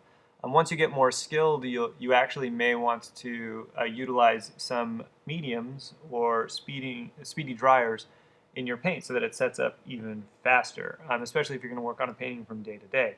You know, using pure oil paint like this, it's not dry the next morning when I come in. So I'm dealing with a painting that's still a little wet, maybe slightly tacky by comparison, but it's not necessarily going to be scrapable, or I'm not going to be able to paint on top of it as though it's dry. So, you know, there's some artists like Bouguereau, who is actually a very, very fast painter, who would use like cobalt dryers, and some other dryers in his paint so that the next morning it would be completely dry and he could scrape down. It was copal, I think, copal. And I've heard that it's made some of his paintings super, super brittle. It's not something you should actually use. Now we have synthetic mediums like alkyds that you could utilize in your paint to have it be dry the next day. But you know, he would like to paint the whole thing, you know, get it really solidly in there. Next morning, come in, scrape it down, paint on top of it, and really finish it out. You know, if you think about how large his paintings were, him doing a painting every month or so, you know, and that includes all the concepts and all of the sketches and all of the reference that he was using, and then actually then crafting a huge painting all in the span of 1 month. You know, that is a very fast working time. The painting time itself must have been very, very extraordinarily fast for the level of finish that they were. And so you just have to adapt to your materials, or have your materials adapted to your speed, you know, whichever you're able to do, and just be very aware. Otherwise, you're just going to end up pushing paint around. You know, that's what I see a lot. Students can't handle the wetness of the paint. They don't know what to do next, and they just kind of muddle in an area and maybe linger too long, and then the paint never really sets up, and then they can't really advance the painting.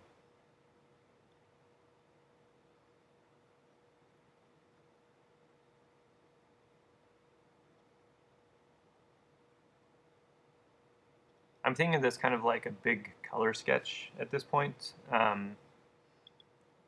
The only main difference being that the drawing is there for me, so I kind of have a guideline to where these big colors can go, but certainly not thinking of it in terms of anatomy at all. It's very much like an impressionistic broken painting at the bottom half here.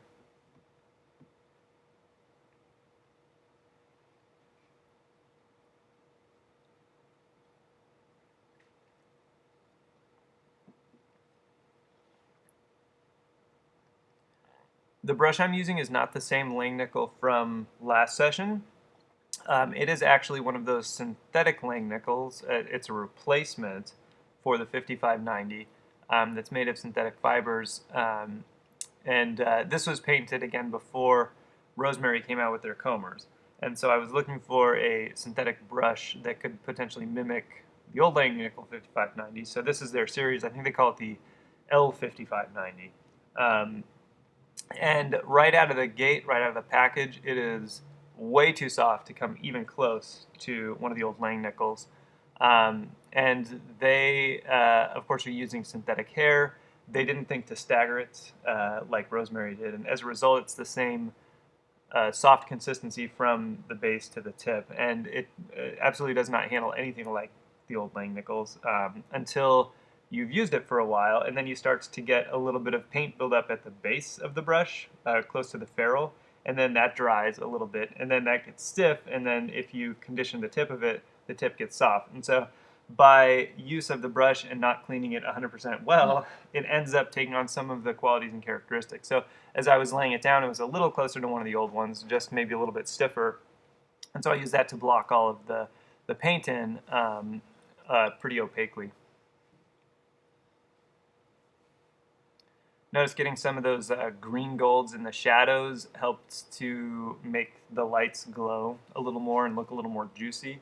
That is an important consideration.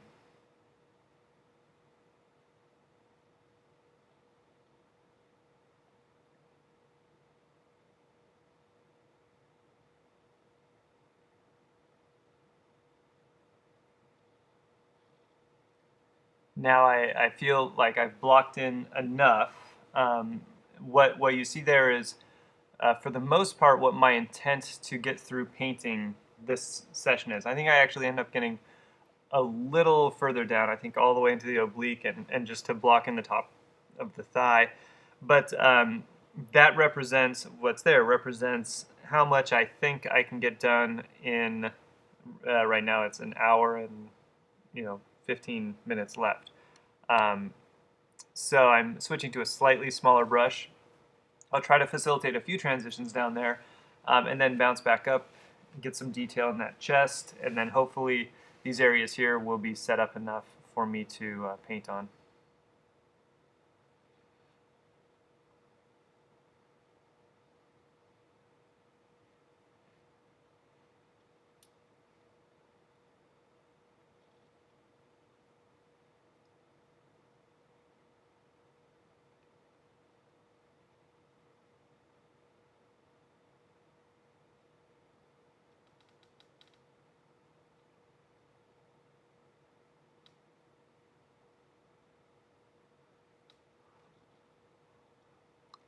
If you are painting along at home, I would recommend potentially breaking this up over a set of days. Get your drawing done the first day, then definitely take a break. Come back the second day, do that first hour and a half or so, and then make sure you've set your timer to do a lot of breaks so that you do stretch it out to 2.5, 3 hours, and then break again until the next day, and then watch this and then paint along with it.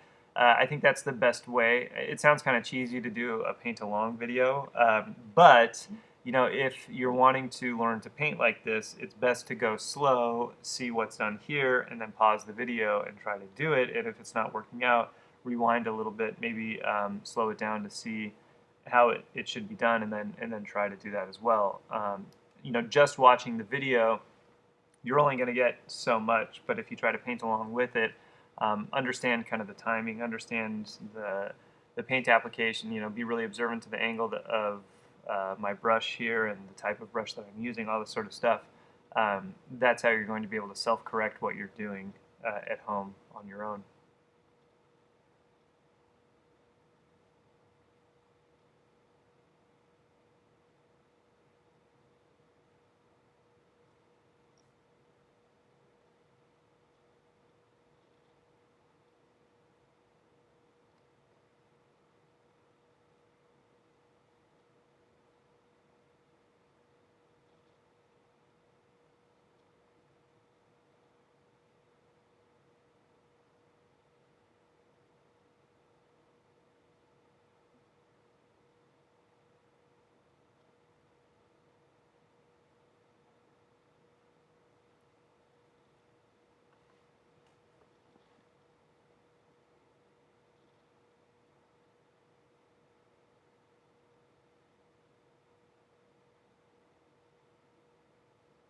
Notice I've got some of these strokes following the direction of the anatomy, the direction of the tricep at the back there, and the deltoid up top.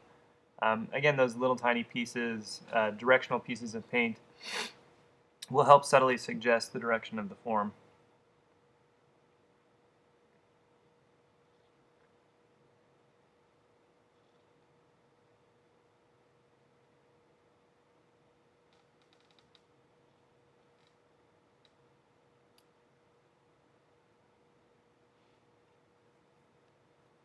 What we'll see by the end of this is that those tiny pieces of paint become so close in value that you don't really notice them when you lean back, but when you get close to the painting, you'll actually see tiny little color variations and tiny little value variations where you can still see some of those strokes left over. And that's, what Titian tried to do and Rubens, back in the day, trying to do this sort of drapery moulé idea with flesh tone, that sort of idea that skin is like wet drapery pulled across the body, and you can see pores and flesh pulled tight, and it creates these tiny little wrinkles and variations and textures that you can get with the use of brushes like this and pencils going in the direction of the anatomy. You had mentioned paintings potentially looking plasticky. What do you mean by that, and how are you thinking about that? It's kind of a hard quality to describe, but some paintings make people look a little too shiny, a little too waxy. I think that happens when there's not enough sort of texture or textural suggestion on the flesh tone, and it's so many details are omitted that it no longer looks like the natural variation of flesh tone. It really is only going to happen if you soften a lot, and potentially, using a really smooth canvas, there's a potential for that. You soften so much and you push your highlights too hard, and things look a little too shiny and plasticky or waxy. Not really thinking about the direction of your brush strokes. I think to be successful, the direction of your brush strokes on a figure portrait should do one of two things. They should follow the anatomy, if you're going for something a little more classical or academic like this, or they should follow the direction of the light. They should look like little puzzle piece shapes of light. When you look at something like a Richard Schmid painting, he does that really well. You step back, they look really realistic. You get up close and you see that there's just these abstract pieces of light all over. Whereas something that has been a little over smoothed to no longer have any indication of that, and has highlights that are a little overemphasized, it tends to look too artificial, too fake, like they're a Barbie doll or something like that, instead of the natural subtle variation that flesh tone has, or the abstract impression that light creates. Okay. It's just sort of an aesthetic quality. Some people don't mind it, but I think for the most part, people can recognize it right away in some paintings, and it's not necessarily something that's favored, it's just something to consider. If you don't mind it, then you certainly shouldn't even put a second thought to it,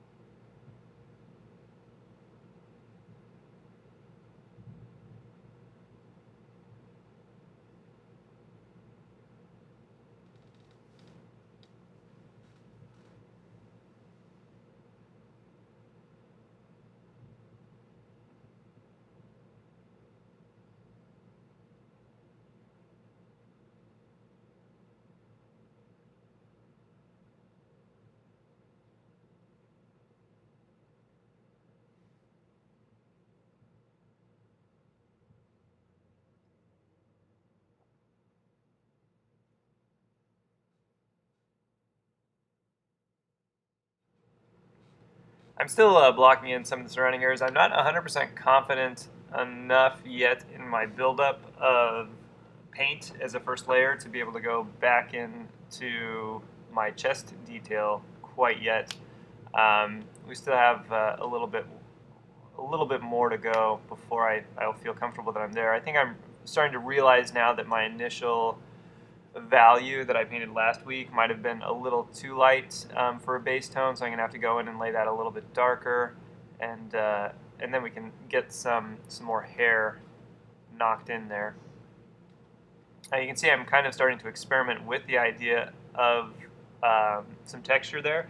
I've got an old brush that's really splayed. It's still this synthetic lang nickel here. You can kind of see as it gets close to the canvas that it does not come to any sort of chisel or point or anything. It is really kind of just in every different direction. But it's pretty useful for the application of textures and hair and things like that. Just a few marks there create some hairs in different directions, or at least suggestion of hair in different directions. So I rarely throw out brushes. Sometimes I give them away if I really don't like them, but I'll usually save them because they'll have a different purpose at some later stage of their life. Was that something you could have used a comber for? Yeah, absolutely. If I had a comber, I could have used it for that. Even a new comber, if you just press a little bit harder into the palette when you're mixing, it'll splay it enough to be able to lay some of that down. Especially, these top layers where I'm going super delicate with the paint, and possibly even with a little oil as needed. But yeah, a comber would be able to handle that right out of the gate. And that's why I actually don't use as many old brushes now. I found that they're starting to accumulate in my brush closet because the combers are actually able to hit all of the life stages of other brushes while they're new, and even the combers take on a few different life stages of their own, and as a result I can just use a set of new combers and old combers to do pretty much everything in my painting. Wow. I'll add on to that with some ivories or evergreens or here or there for different purposes, but those combers certainly do the job of a lot of other brushes.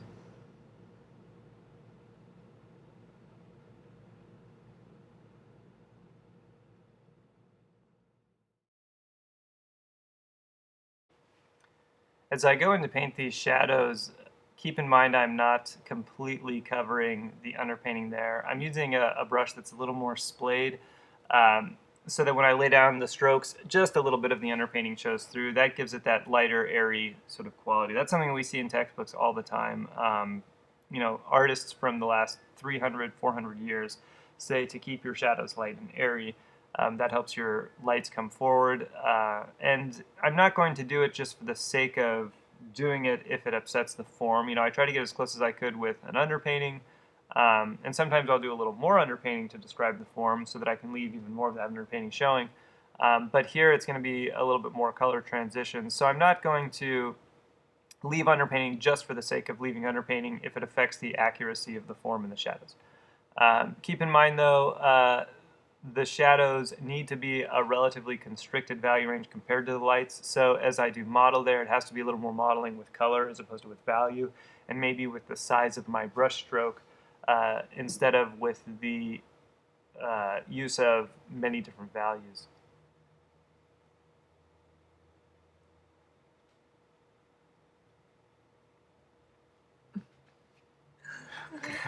I think I was doing a little demonstration there. Just a little painting magic. Yeah. And I'm pointing at the chest. So much bravura. Yeah. I have to really add the spice of life to painting here. This tends to be what happens when I demonstrate. And so if I do a video filming of me demonstrating, there really does end up being not a lot of painting going on because there's so much talking. And sometimes that's a good thing. If it's an alla prima, it's nice because it means there's like 100 or 150 brush strokes on the painting by the time it's done. But for something a little more studied, it wouldn't be as logical.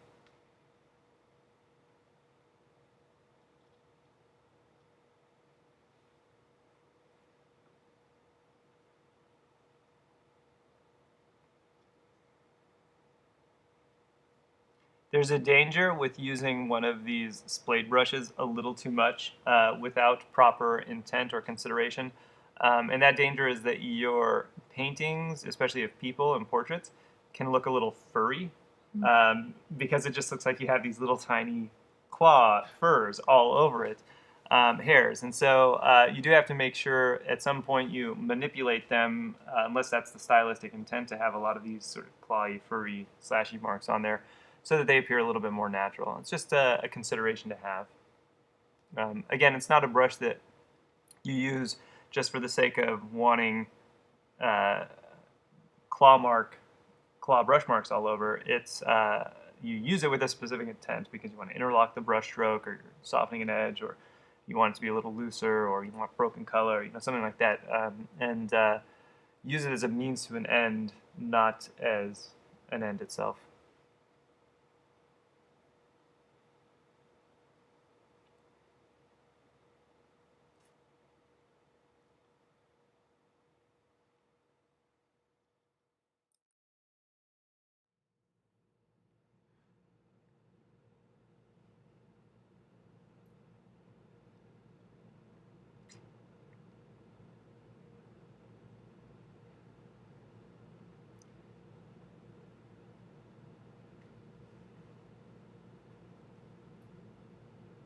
It's in a pretty rough stage right now where everything kind of looks chaotic and choppy. Again, I'm still focusing on the overall correctness, the overall relationships of color and value, not on the finish. And again, that's an important thing.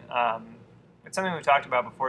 We can get anxious while painting this and be kind of concerned that this doesn't look as smooth and as nice as what we're painting, and then we just want to like soften it out and try to achieve that finish early on before our relationships are established. And there's a real big danger there because I don't have enough transitions yet to adequately create the subtlety that I see there. So trying to put the finish before the relationships is a bad idea. It's sort of like working backwards. Again, going back to that analogy of a house, it's like putting the art on, or the couch in there before we've even built the room.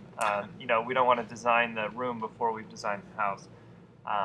And so we've got to make sure that all of this is set up correctly, good color, good values, good transitions before I can start to soften it down. And that is a real struggle for students, especially when they see professional painters and direct painters especially paint, because it's kind of this finish as you go. It should look great, and then you move on. It should always look great all the time. That's sort of a Richard Schmid kind of thing. Always finish one area and have it be done before moving to the next area, because then if the session ends and the model never comes back, you have a really nice painting that's, looks good even if it's sort of vignetted. As opposed to something like this where it's going to definitely go through this awkward stage, and you have to be okay with that and find the courage to set aside this desire to smooth all of this out and just focus on trying to see more and more subtlety. Again, I think we've mentioned at some point, or we will mention at some point, it's worth mentioning again, that when you pick up some of these historical books and read them, they do say that you should, especially in your student years, always try to hire professional models instead of family and friends, because family and friends want to see how the picture is going. And you will sometimes not feel comfortable, or they could potentially get offended when they see it at this sort of awkward stage where it's like, oh, well, why do I look like splotchy and like I've been battered with a baseball bat kind of look to it. And then that brings a sort of anxiety and sort of self-consciousness to you as the student, where you don't want to let it be at this slightly more awkward, splotchy stage, and you force some of the finish too soon.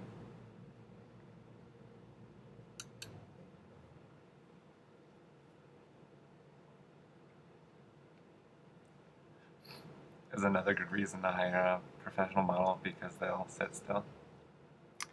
Yeah, that's definitely worth mentioning. When you pay somebody, you can feel a little more comfortable telling them to get back in the pose correctly and work a little more on par with the schedule and whatnot.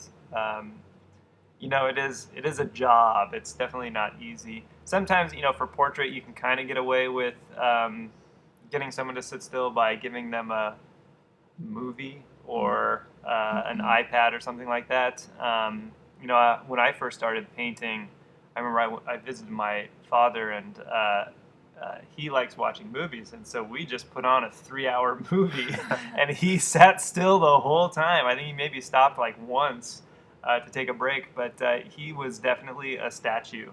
And some people can, it's sometimes the only way to get some people to sit still. Kids, for example, I think the only time they would ever sit still for an hour and a half or 2 hours is if they're watching a movie. Otherwise, they're just far too active. And so we have some workshops at the Scottsdale Artist School on painting kids, and so the instructor for that workshop has, pretty much every Disney movie made, and so he just lets the kids who are 8, 9, 10 select what movie they want to watch, and that's how they kind of sit still. And even then, they're still chasing a lot. But a professional model is something different. You can have a little more control over the situation. You don't feel guilty by having them hold a pose that's a little bit more challenging and classical. And of course, if you're having trouble paying for it, it's always good to find a buddy or friend to go in on it. So then, for a 3-hour session, instead of fronting, $45, $50 yourself, you can split it $15 a person, and then it's a little easier to swallow.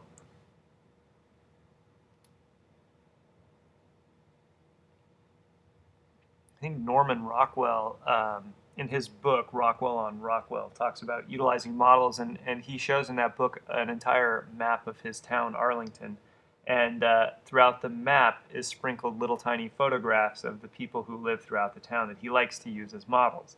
And he's using all of his neighbors, all these people, but he says in the book that you should still pay them, even if it's just a couple dollars, even if it's $5 or $10. So they not only treat it as a little more of a professional thing, as far as like it's a job kind of, but they take a little more pride in the work. They're not just kind of annoyed that they're doing you a favor. He says he even tips his dogs with meat. And then people will tend to have a little more positive association with modeling. It's not just that they're trying to do you this huge favor. It's, they're getting paid. They're part of the creation of this work. They're a little more involved in it. And it works a little better in general than just asking for favors constantly. Will you ever give like a friend who's modeling the painting or drawing? Sometimes, and it kind of depends. If it happens a lot where I have a larger painting in mind, and then I will do a smaller study to prep for the painting, and then I might give them the smaller study in exchange for modeling for the bigger painting. That's cool. It's probably not a good idea to get in the habit of giving away your paintings if you ever want to be able to make a living at it, though, right? Yeah, it depends. If you can do alla prima paintings and you're doing a different one every single day, then you can more easily exchange paintings for favors. If you're doing a painting every 3 months, that is definitely not a habit you want to get into.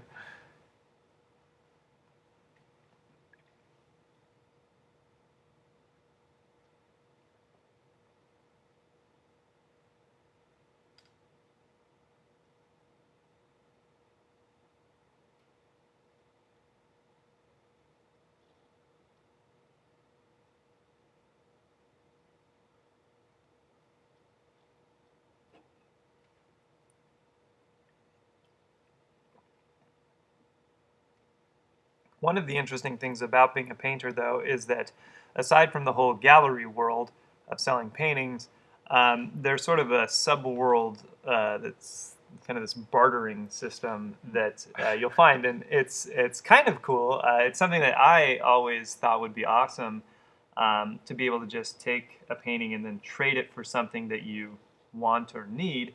And I mean, essentially, that's kind of how it works. The painting is traded for money, and then the money is traded for goods and services.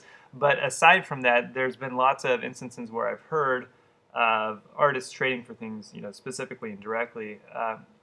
Before I started oil painting, and before I had really decided on art as a career, I was taking a drawing class at the local community college, and the instructor for the class was an adjunct professor. He wasn't. He wasn't. I think he was a contract professor. He didn't get any benefits, and he wasn't paid as much as the full-time instructors, and so he didn't have health insurance or didn't have dental insurance through teaching. And so when he went to the dentist and he needed some work done, and the dentist found out he was an artist, he was actually able to trade a painting for some dental work, which I thought was actually kind of cool. And at that time, when I heard that, I was like, oh, that would be so amazing to just have a painting and then really need something and then have somebody willing to trade you for it.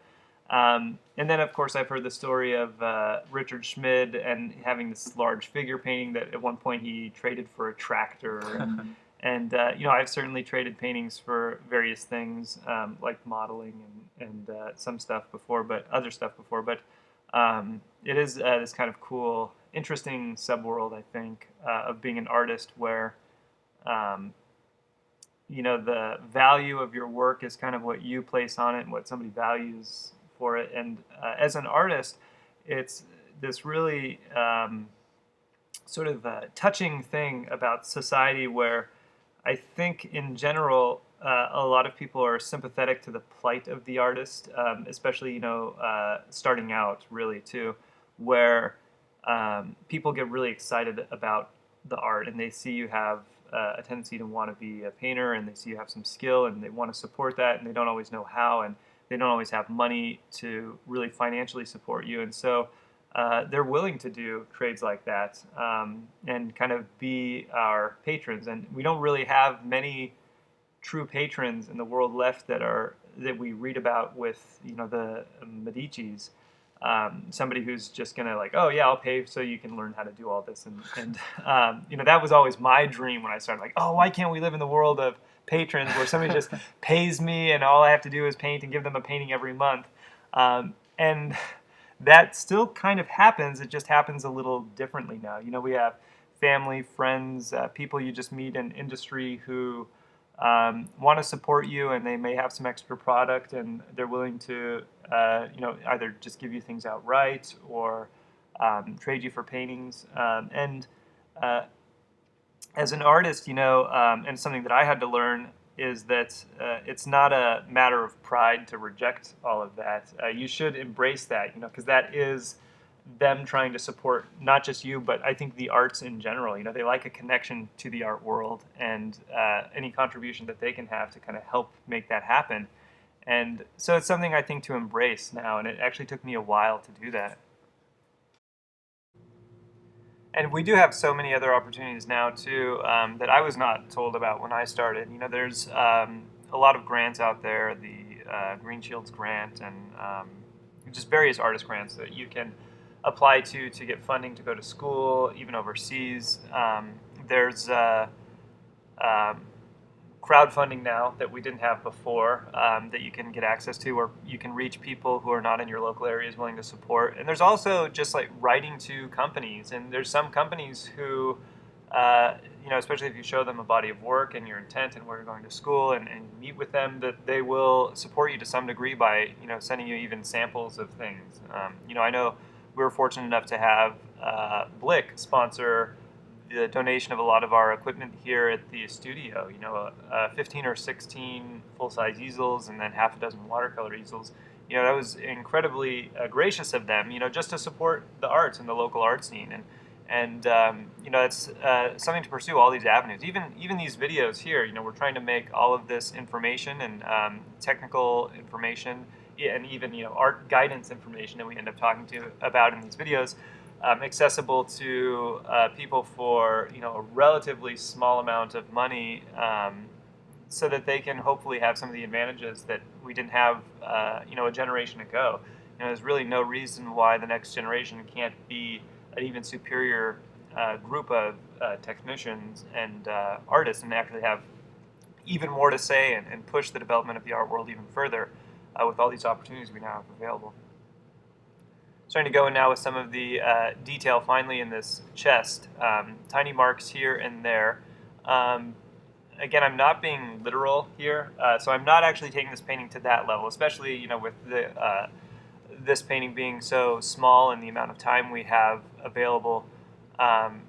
So I'm going to try and almost treat this impressionistically with some anatomical tendencies where I'm just suggesting some of the hair here in the direction that I kind of see the hair going to get an overall impression of the chest hair and the detail in the chest without necessarily getting out a super tiny brush and noodling every single hair.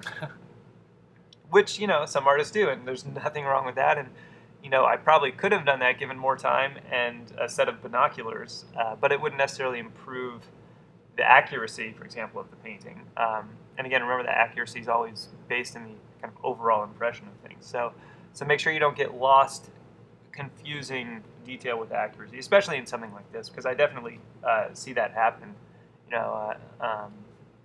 Portraits really come to mind when people get carried away with the hair and trying to paint 100,000 strands of hair in there. Just because they paint all the strands of hair doesn't mean that the portrait is more accurate. That got a little too dark when I laid that down. Did you just have a clump of chest hair? Yeah. I can kind of see on the reference on the left where I was intending to paint that in, but there's just a little too much dark hair or dark paint on that brush.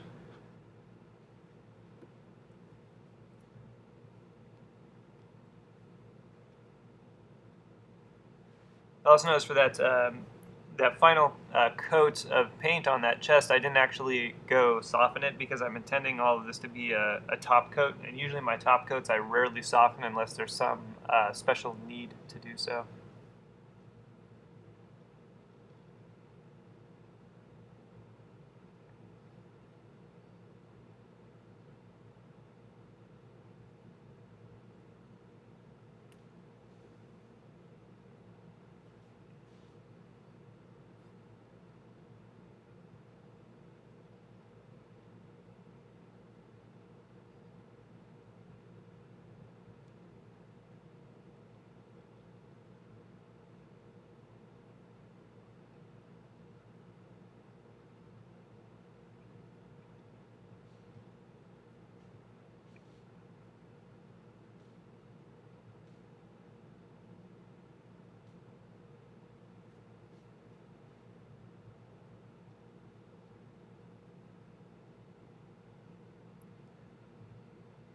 Again, with this idea of implying the chest hair, I'm using that leg nickel that's been a little splayed as opposed to the tiny little brush. Then I can really get even finer marks than I would with a tiny brush, because a tiny brush actually has a group of hairs that are coming together to form a point, whereas this is a group of hairs that are splayed out in every direction. So pretty much each mark you see is a hair, or maybe a couple hairs, as opposed to a small brush which would actually have many hairs to it. So the marks can be even finer, it's just you have less control. So you really need to rely on your understanding of the brush and even how that brush is kind of splaying out, which, I've been laying down a lot of paint already with the brush, so I'm a little more familiar with it at this point.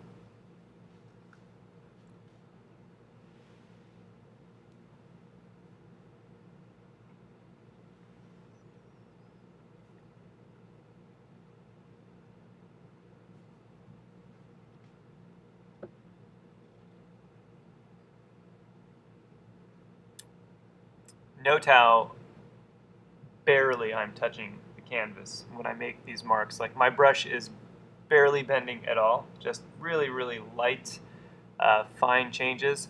And I'm using pure paint here. It's not as though my paint is really liquid and fluid, but it goes to show you the amount of pressure that I have in a final coat like this, just so ever so soft to just make the tiniest manipulation. And if you find when you're trying to apply the brush this way, and this is what most students find, when you try to apply the brush with this fine of pressure, paint is not coming off. You're not facilitating a big enough addition of paint on the canvas. That means you do not have enough paint on your palette, and this is what I find the majority of the time. Students are trying to stretch their paint puddle too much and too thin, and they lose the ability to apply paint softly enough without using medium to stretch it out, or without using thinner to stretch it out. So that's something that I do. Mm-hmm. where I try to stretch it so far and thin, and that's because I have trouble color mixing, I think. Yep. So getting back to that color, is there some way to get past that, or is it just like, well, you just have to do it? You just have to do it is one of the answers. But, there's other exercises too. The color studies that we did in first term, you should really be doing a 20-minute color study every single day. If you want to get comfortable with mixing color in a variety of situations and not relying too much on formula to mix color. And then aside from that, the color charts will help because it gives you an immediate answer to what colors you need to mix to produce what. And so you'll actually have a little bit of recall if you need to go back into an area. Because you referenced it on your chart and did all that work, you'll remember, oh yes, I needed to use burnt sienna plus viridian and a little bit of white to achieve that like brownish green in there. And that will certainly help you as well. And then, of course, like you said, the other answer is to just do it. Keep in mind that it's not a fast process to learn correctly. Learning correctly is a very slow and tedious process. It's not a shoot from the hip kind of thing. It's a careful, studied kind of thing. And then the more successes you have, the faster you'll be able to do those same successes. Instead of doing the back and forth of, this time it was kind of successful, this time it was really not successful, and I don't really want to have to mix this again because it was so much work, so I'm stretching it out. And then that has a lot of trickle-down negatives associated with it. There's nothing wrong with not being able to completely get through a painting in a given amount of time. That's one of the things that I really was drawn to about Richard Schmid's paintings, how I looked at some of them and they were so vignetted. It looked like something, I could manage that in a certain amount of time. As opposed to, if you're always looking at finished paintings, you have that expectation of, I've only been given 6 hours with the model at this open studio, so I need to get this quality of painting in 6 hours, which sometimes is just not feasible. It's not even feasible for professional artists, much less somebody who's learning how to paint. And you have to kind of come to grips with this idea that it is a long, slow, careful, studied thing to mix color correctly. And it's better to do a small section well than a lot of it poorly. And again, I've said this before, but I was fortunate enough to begin learning how to paint by taking a workshop where somebody mixed color so incredibly slowly and carefully that was one of the things I recognized as important with mixing color. And so instead of rushing and having to refix areas later down the road, which I'd seen lots of people do, I just spent the extra minutes with each color to get it as close as I could to being correct. And again, that's like a personality thing.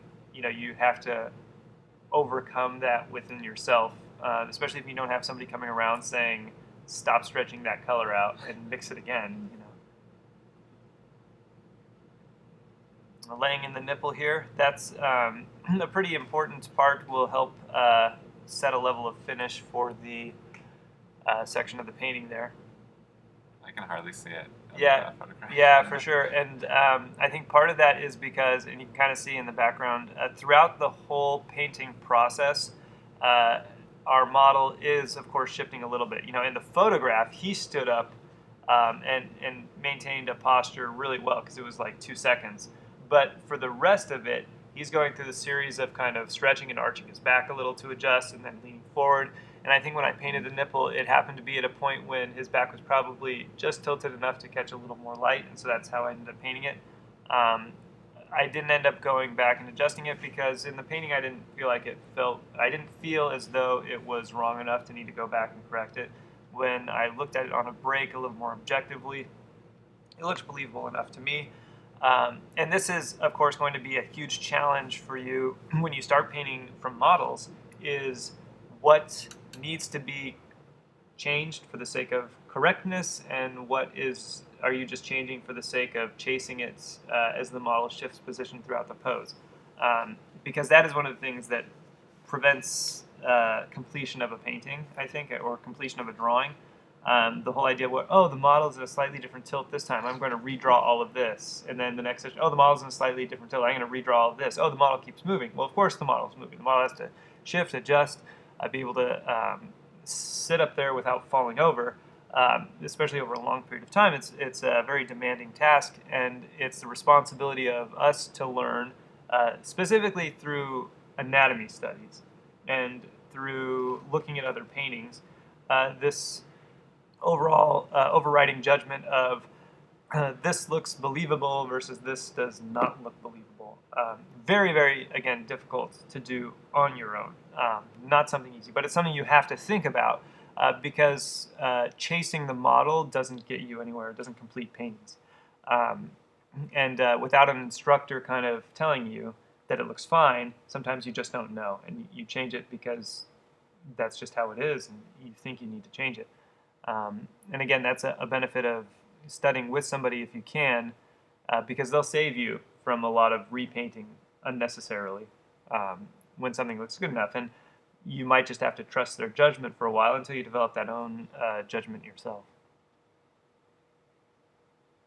Certainly when working from a photograph, you should be able to, you shouldn't be chasing the model, but you should be correcting it to look like the photograph.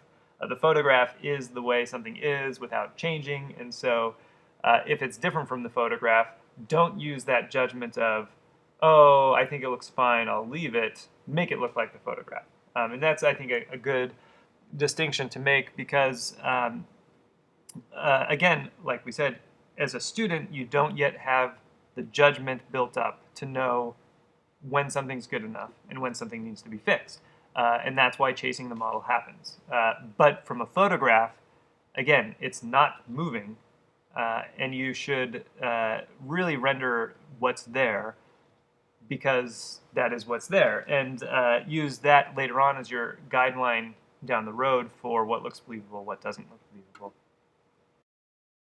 So I have this understanding that, well, I guess it's my opinion that painting a photograph will kind of produce bad results. Because it looks like a photograph? Right.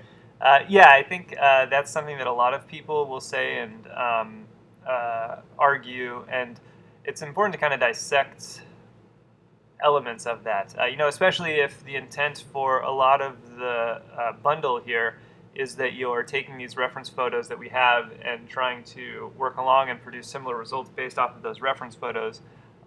It is a good thing to talk about and to kind of distill that understanding that a lot of people have.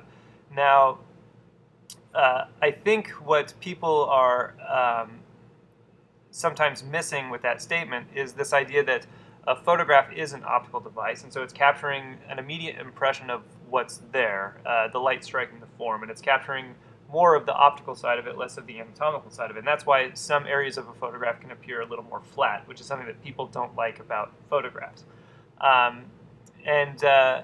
It's also another important consideration that not all photographs are of equal quality.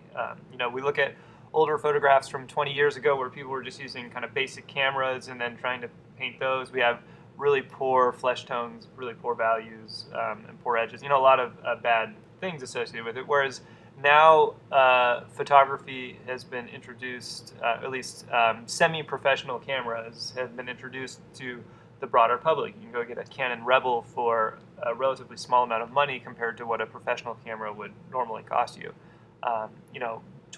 10, 20, 30 years ago.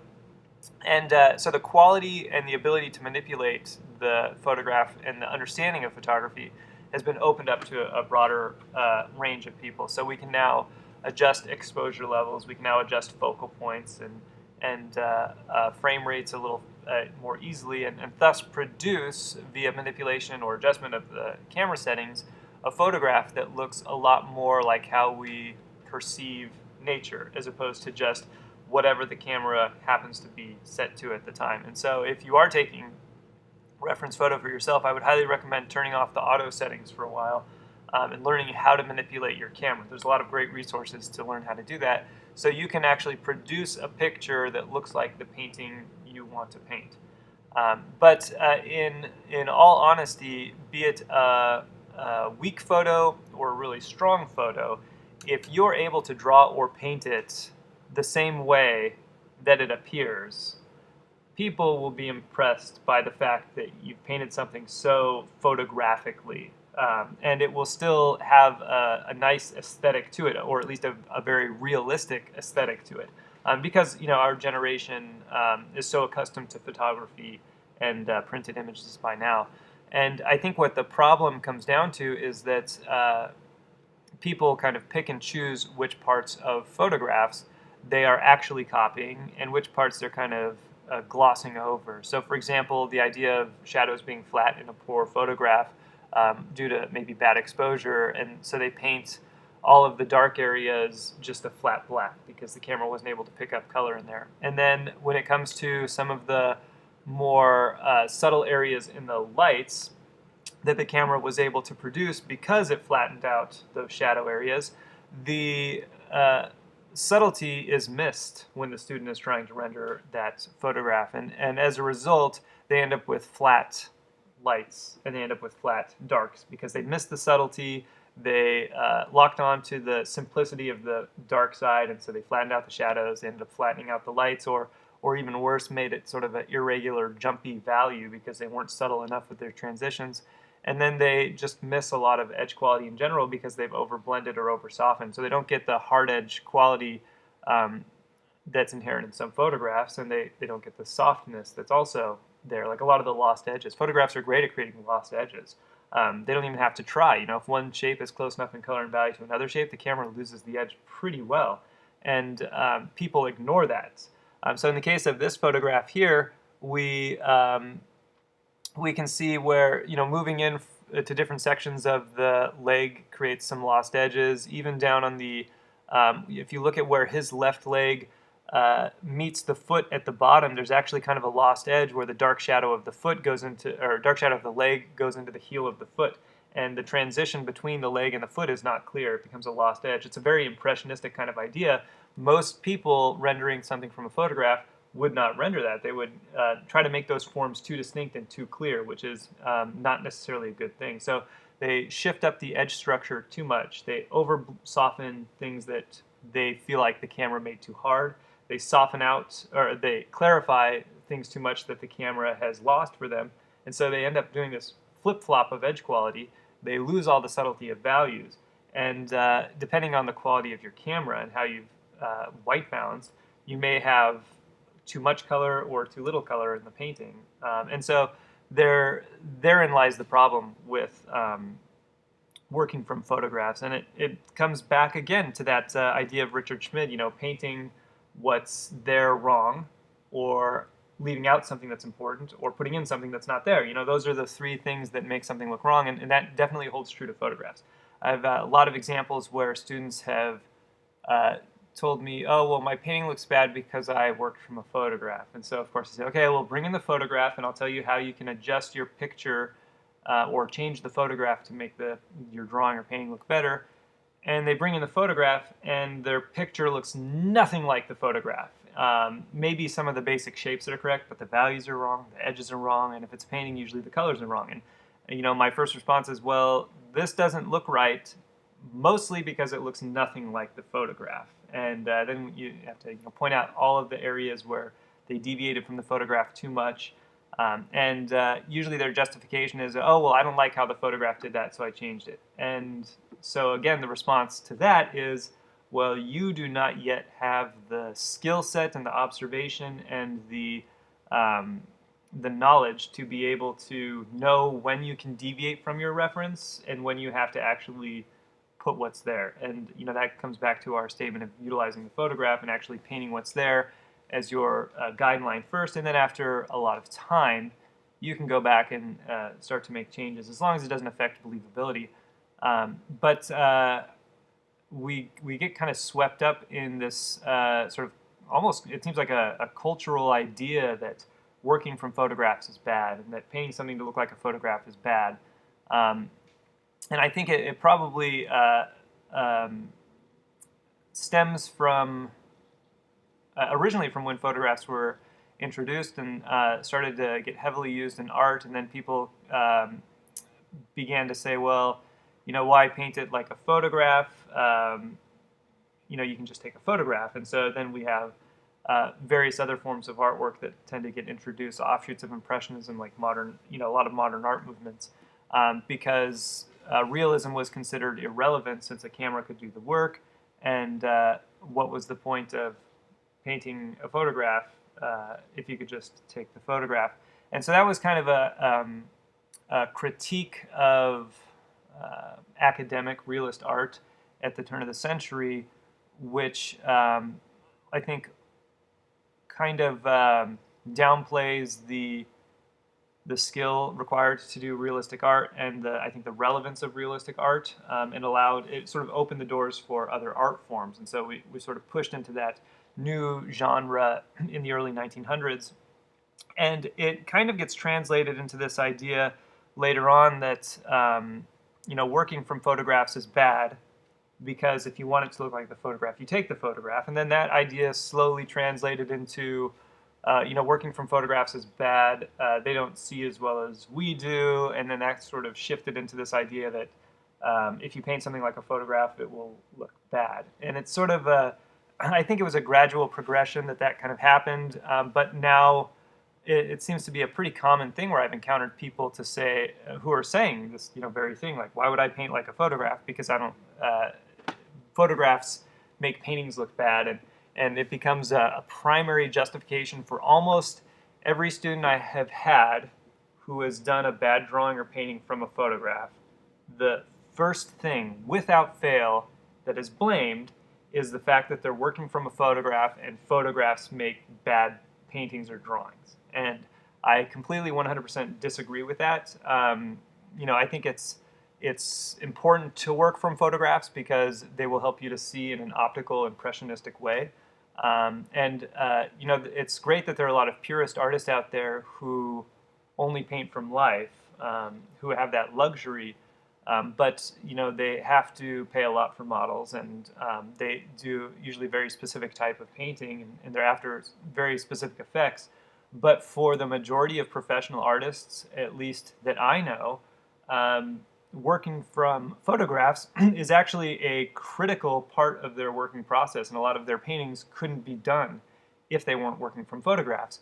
I think the key is that they either, if we're taking the case of older artists, they either knew how to make some changes to the photograph or to the painting when working from a photograph so that it looks more like when they painted from life, which requires, special note, which requires a ton of painting from life, like years of painting from life, to know how to change a photograph into something that looks like it's painted from life. Or secondly, in the case of more modern painters and people that I know, it's just having a slightly better camera than, say, your camera phone or a disposable camera, having a slightly more professional camera and taking pictures with the adjustments that they've made to produce the colors, to produce the edge work and the focal ranges that they would like their paintings to exhibit, and then working from that and adjusting it as needed based off of their life experience. So I think it's really important to make that distinction, because almost every professional artist nowadays will work from photograph to some capacity, sometimes copying it very faithfully, sometimes changing it based off of their experience from life. But just because you're painting a photograph does not mean you're going to produce a bad painting. And especially in the case of the references we have here for the video bundle, these are decent references. They're pretty close actually to the color, value, shape, edges that I'm producing in the paintings. And so to work from these photo references is a pretty close proximity to my experience from working from the model, because I took the photo and adjusted the camera to mimic the same colors and edges and values and shapes that I was experiencing when painting it. So these are viable tools to help us learn how to see this. Working from this photograph will help you learn to see what I saw when I was painting this, and hopefully you can then make some of the same decisions or even better decisions depending on how much time you have. You can take this painting to its full completion you could even advance the amount of detail, the amount of transitions, the amount of subtlety that I have in here, and you can make it even more realistic. You can make it even more like the photo, as long as you make the correct adjustments and you're not sort of willy-nilly changing the photo because you think it should be changed. I encourage you, paint it like I'm painting here, but then go back in and try to paint it even better. Try to paint it even more. Try to get more detail, more information, more like the photo, while maintaining the overall correctness of shape, value, edge, and color. And that's a real challenge to do that. But again, it comes back to that pushing your technical skill to the fullest potential, and then knowing what your limit is, and then being able to come back and stop at any point in there just for the sake of the aesthetic of the painting. You can see me coming in with my soft Langnickel Mongoose brush here and really knocking down a lot of these transitions. I feel like I've laid in enough paint to create all of the form for the most part. A lot of the structure, I can kind of feel the rib cage sitting on top of the abdominal muscles. I can kind of feel the oblique, although it needs a little more modeling to be round enough. I have a decent amount of color change in the shadows, and so I need to make sure that my edges aren't too strong, and so I'm knocking some of those shadow areas down as well.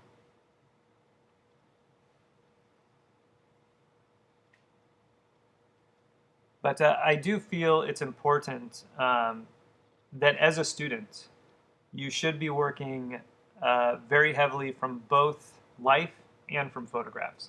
I think early on, maybe master copies.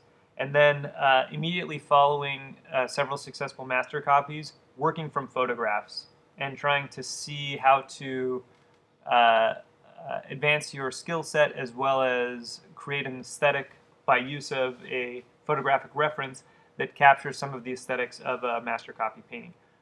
Remember, photographs are a good reference tool, and we need to be able to utilize them adequately. And I do know some artists, kind of on the flip coin of what I had said before, who have not used enough photographs, and so when painting from photographs, they're kind of at a handicap. Or the other way around, which is actually even more common, they paint so much from photographs that when they go to paint from life, they're at a serious handicap, and they cannot do a painting from life, like in an open studio. And so you don't really want to fall into either of those camps, if your intent is to be able to paint anything. So you do need, early on in your career, to begin to work from photographs, and hopefully they're well-taken photographs that allow you to craft a painting how you might craft it in your professional portion of your career.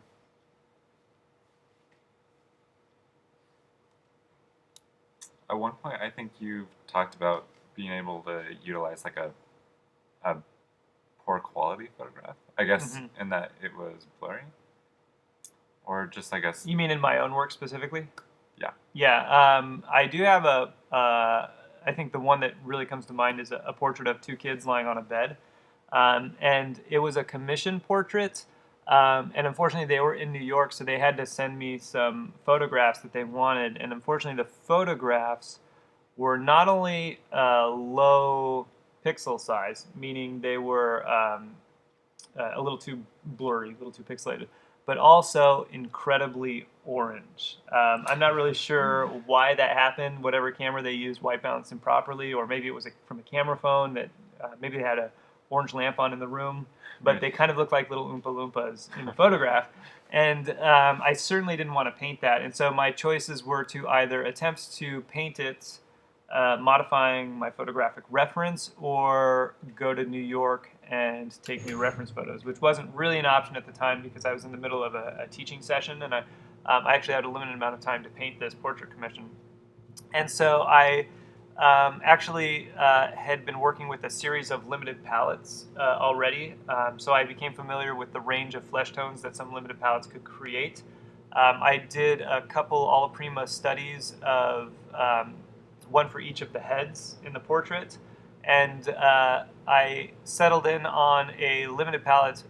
It was alizarin, yellow ochre, ivory black, and a lead white, to create the flesh tones and alter them from the orange that I was in the reference photo to more natural flesh tones. And then I manipulated the edges based off of my understanding of portraiture and form and some of the other paintings I'd done in the past, And by using a limited palette, I was able to push the gamut of that limited palette and really try to go as colorful as I could in the portraits without getting too colorful, because there's a limit to how much color you can get with a limited color palette like that, and was able to produce a much more naturalistic looking painting. But again, that required, I'd been painting for 5 or 6 years at the time, both heavily from life. All of my time at the Palette and Chisel, we were all painting from life, but also heavily from photographs, because whenever I wasn't at the Palette and Chisel, I was at home, usually painting from photographic references. And so I was able to, I used both very, very frequently. And so I had to rely on all that experience to make all those changes. It wasn't an easy task, but I think ultimately it became a very nice crafted portrait. Okay, so as students, we should probably stick to higher quality photographs. Stick to higher quality photographs, or at very least being actually painting what's in those photographs. Even if they're a low quality photograph, it's a good training tool to practice your color mixing, to practice your paint application, to practice getting something that looks realistic. A bad photograph still looks like a believable photograph. Nobody disputes the authenticity of a photograph, even if it's bad. No one will look at it and be like, oh, I don't know if this is really a photograph, just because it's a poor photograph. So that means you should be able to do a painting that at very least somebody looks at and says, hey, wow, that looks like a photograph. And that's usually a compliment. A lot of artists tend to get a little defensive and say, oh, well, it's so much better than a photograph. I paint on this higher, which I understand that argument. We're not trying to paint a photograph. We're trying to paint an understanding of what's there, and the photograph is a tool. And the end goal is not necessarily to make it look like a photograph in most paintings. The end goal is to make an aesthetically pleasing painting based off of your aesthetic choices. But most people view that as a compliment, and they're trying to compliment your skill of painting, and they are usually saying that it looks good to them and they like it and they're so impressed by how realistic you made it. That's what people mean when they say, wow, that looks like a photograph. So it's not necessarily a reason to get defensive. A lot of artists I know get very defensive. I even went through that stage until you just get it so often that you're like, oh, thanks. You stop wanting to make the same argument to people who don't really have the experience in the art world. So again, painting a bad photograph really, really well will still make your painting look good. So you can paint anything, any photograph, it doesn't matter. You stand a higher chance of making the type of aesthetic painting that you want by starting off with a better photograph, certainly. And so if you have the ability to take your own photographs and manipulate it in that way, I certainly recommend doing so.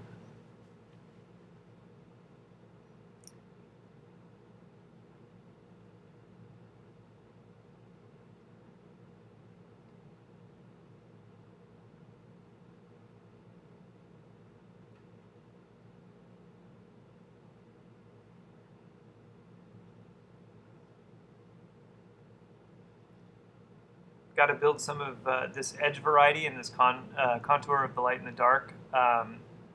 So I'm going back in here with a smaller brush, finer point.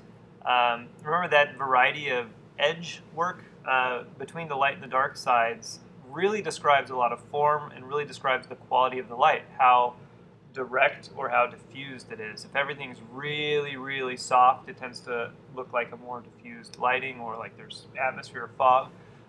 But there's quite a bit of variation. Even as you work down the abdomen, following that transition from light to dark, there are a lot of subtle edge varieties in there that I think people might miss if they're not being attentive to them. But those little edge varieties are what's describing to the viewer if there is rounding of a form, or if there is a cast shadow from another form bouncing down. And so just the quality of that edge can help to describe adjacent shapes as well. And so you have to pay really special attention to give it the variety that is required. We see very frequently that, especially when viewing from a distance, a student sees the edge quality running all the way down from the light side to the dark side as being kind of one consistent edge quality, because they're 10, 15, 20 feet away, and that's just how they see it. And they're not really experienced yet enough to notice the subtle variation that's happening there. And as a result, they lay all that paint down, and it kind of just looks like a flat no-tan, like how we did with the drawing year, where it's just light and just dark with this really hard edge in between, and it doesn't really reflect all of the subtle shifting and turning of anatomy that actually is happening there. So you have to go back, and that's what I'm kind of doing at this point. You know, I did it with right above the leg. I did it back up in the deltoid area. I'm even doing it here as I soften the deltoid into the upper arm. That edge quality is really important in describing that form, and I'm doing this with just a small brush. Remember, my paint is all still very wet on here. I'm still applying paint.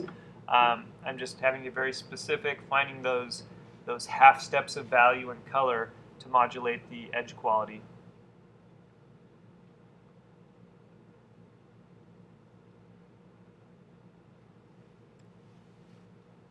So you were saying, I don't think in this video, but in a previous video, that for male and female portraits, you'll kind of keep the female portrait smoother, and for the male portrait, you will keep it more tiled, I guess, is the right word to use? Yeah, a little more rough around the edges, I suppose. Yeah. Will you still do that for figure? Not usually, but I guess it would depend, and it would also depend on kind of the size of the figure as well. But the way this is handled wouldn't really be much different from a female. Although I might make his face, if I painted his face, a little more rough than a female. But you know, this head is maybe 1.5 inches tall on the painting, so I wouldn't necessarily be getting into that much detail anyway.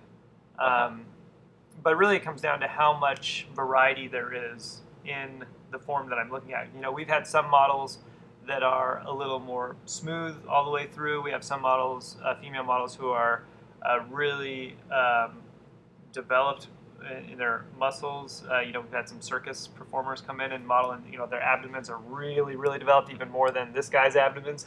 And so I'll still put all that information in there. But as I build it up, if I'm going for this quality of painting, I wouldn't necessarily be softening it out anymore. I'd be doing kind of what I was doing here, which is trying to paint more and more and more to create all those transitions. And hopefully the application of the paint, for the most part, is facilitating those transitions. Okay.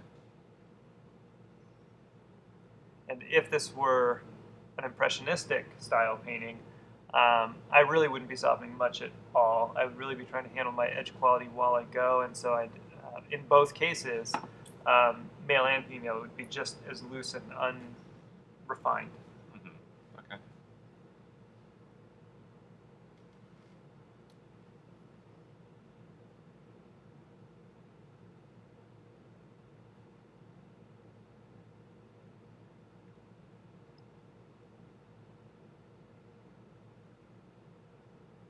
I'm having to knock down that chest hair. That was with a clean brush there, barely touching the surface of the canvas. But I noticed that there was just a few too many hard edges on that hair, so it's standing out almost a little graphically. And so I went down with a super, super soft brush, while there was just a little bit of wetness in the hair, and knocked it down just a bit.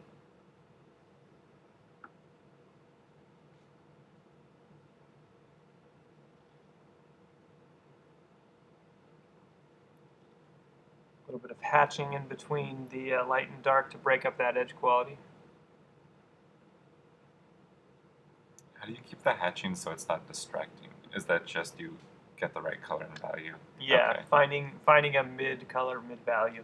Okay. And otherwise, you're right, it can get really out of hand and really draw attention to the area, especially if you've just dragged dark into the light and not really painted or mixed up a halftone, then it really calls attention to itself. It's probably important to mention, because we don't really see this in too many other videos, maybe some of the feature studies of the portrait next term, but in this case, we have just the toning of the canvas in the background and a relatively hard, yet occasionally broken, edge around the figure. So it's pretty firm, sharp edge around the figure. And then on the inside, as I paint this, it's getting softer and softer and softer and more modeled. And this is something we'll see with more academic paintings. And that hardness of edge around the figure really, really foils against the softness inside. And it actually produces a more realistic feel to it where there's more volume. And it's because I'm tapping into a huge, huge edge range from sharp all the way down to lost. We look at the abdomen, for example, how hard that dark looks against that background, how hard that sharp that edge is, and then the variety of edges in there.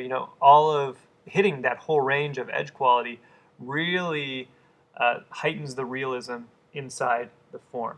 This is something that a lot of artists do really well. If you look at any academic paintings that are not finished, or if you look at, for example, paintings executed at Grand Central Academy, I think they do this really well. Not messing around with the background too much, just focusing on the figure. And because they're utilizing that edge quality around the figure to create that harder and sharper edge set, it really foils against everything on the inside. And I know students tend to have a difficult time sometimes leaving that edge quality. They feel like softening the edges on the outside of something helps to facilitate a turning of form. That is something I thought before. I don't remember specifically why I thought that, but I noticed that a lot of students who have had prior painting instruction really tend to think that. If something turns away, the edge is softer because it's further away. I think that's kind of the idea. And so students will really soften out things on the outside of forms to try and help them recede. But then, unfortunately, you run into the situation where everything on the inside is soft, the outer edges are really soft, you don't really have the adequate edge range, and it does not read as strikingly realistic and three-dimensional as it would otherwise do. And so it's something that I encounter a lot with students, sort of the over-softening, or they might even paint in some background to try to integrate the figure into the background in hopes that it makes it more three-dimensional, but it doesn't necessarily make it more three-dimensional. I think part of the realism here is that you're getting that huge edge range from really sharp to really soft, and you have this kind of really graphic background that's flat, that's, again, foils against the realism of the figure and makes the figure look more realistic by comparison. And that's something that's worth trying to preserve as you go, not noodle those edges against the background and keep them crisp for a little while longer.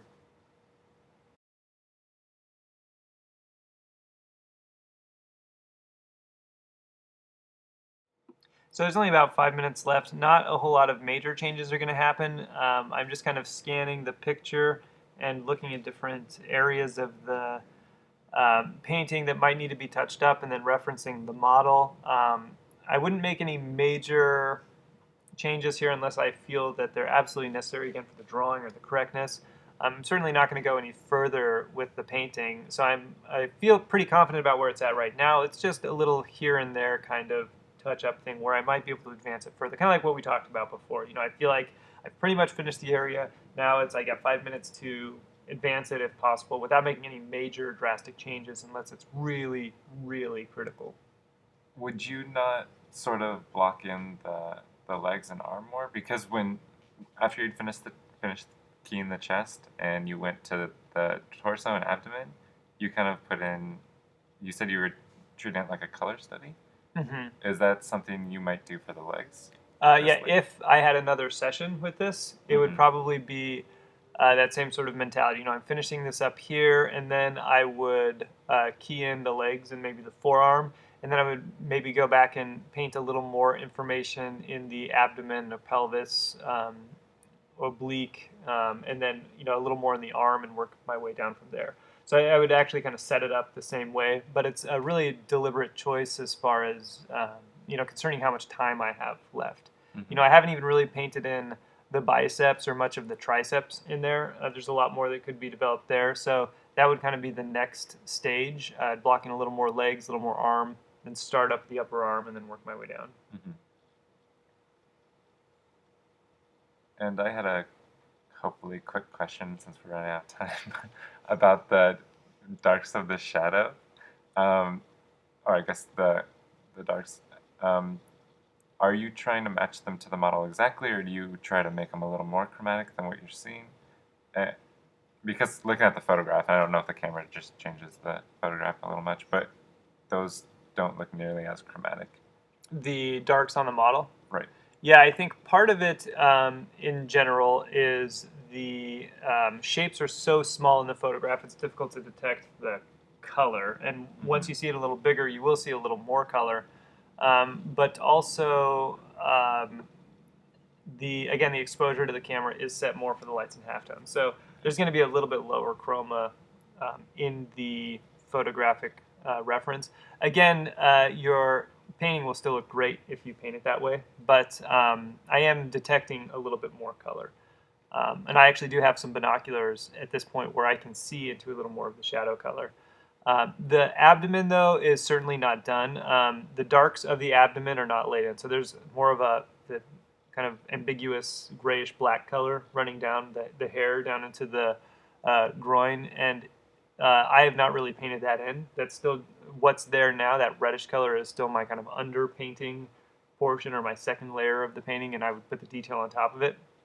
But certainly under the arm, I've pushed the chroma a little bit more, and I can definitely see on the model some of that reddish color. I don't know that I've consciously pushed the chroma more, but if you've noticed that your lights are a little too lacking in chroma and look a little too dead, that is certainly something you could do to enhance the richness of your lights, is by pushing that chroma in the shadows.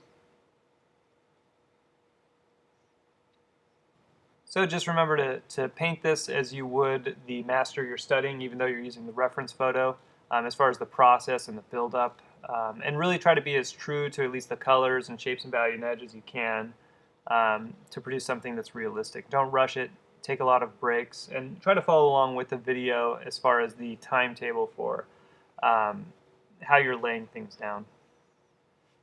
And also keep in mind that doing just one of these isn't going to cut it. You're going to have to do lots of them until you're really comfortable. And that's it.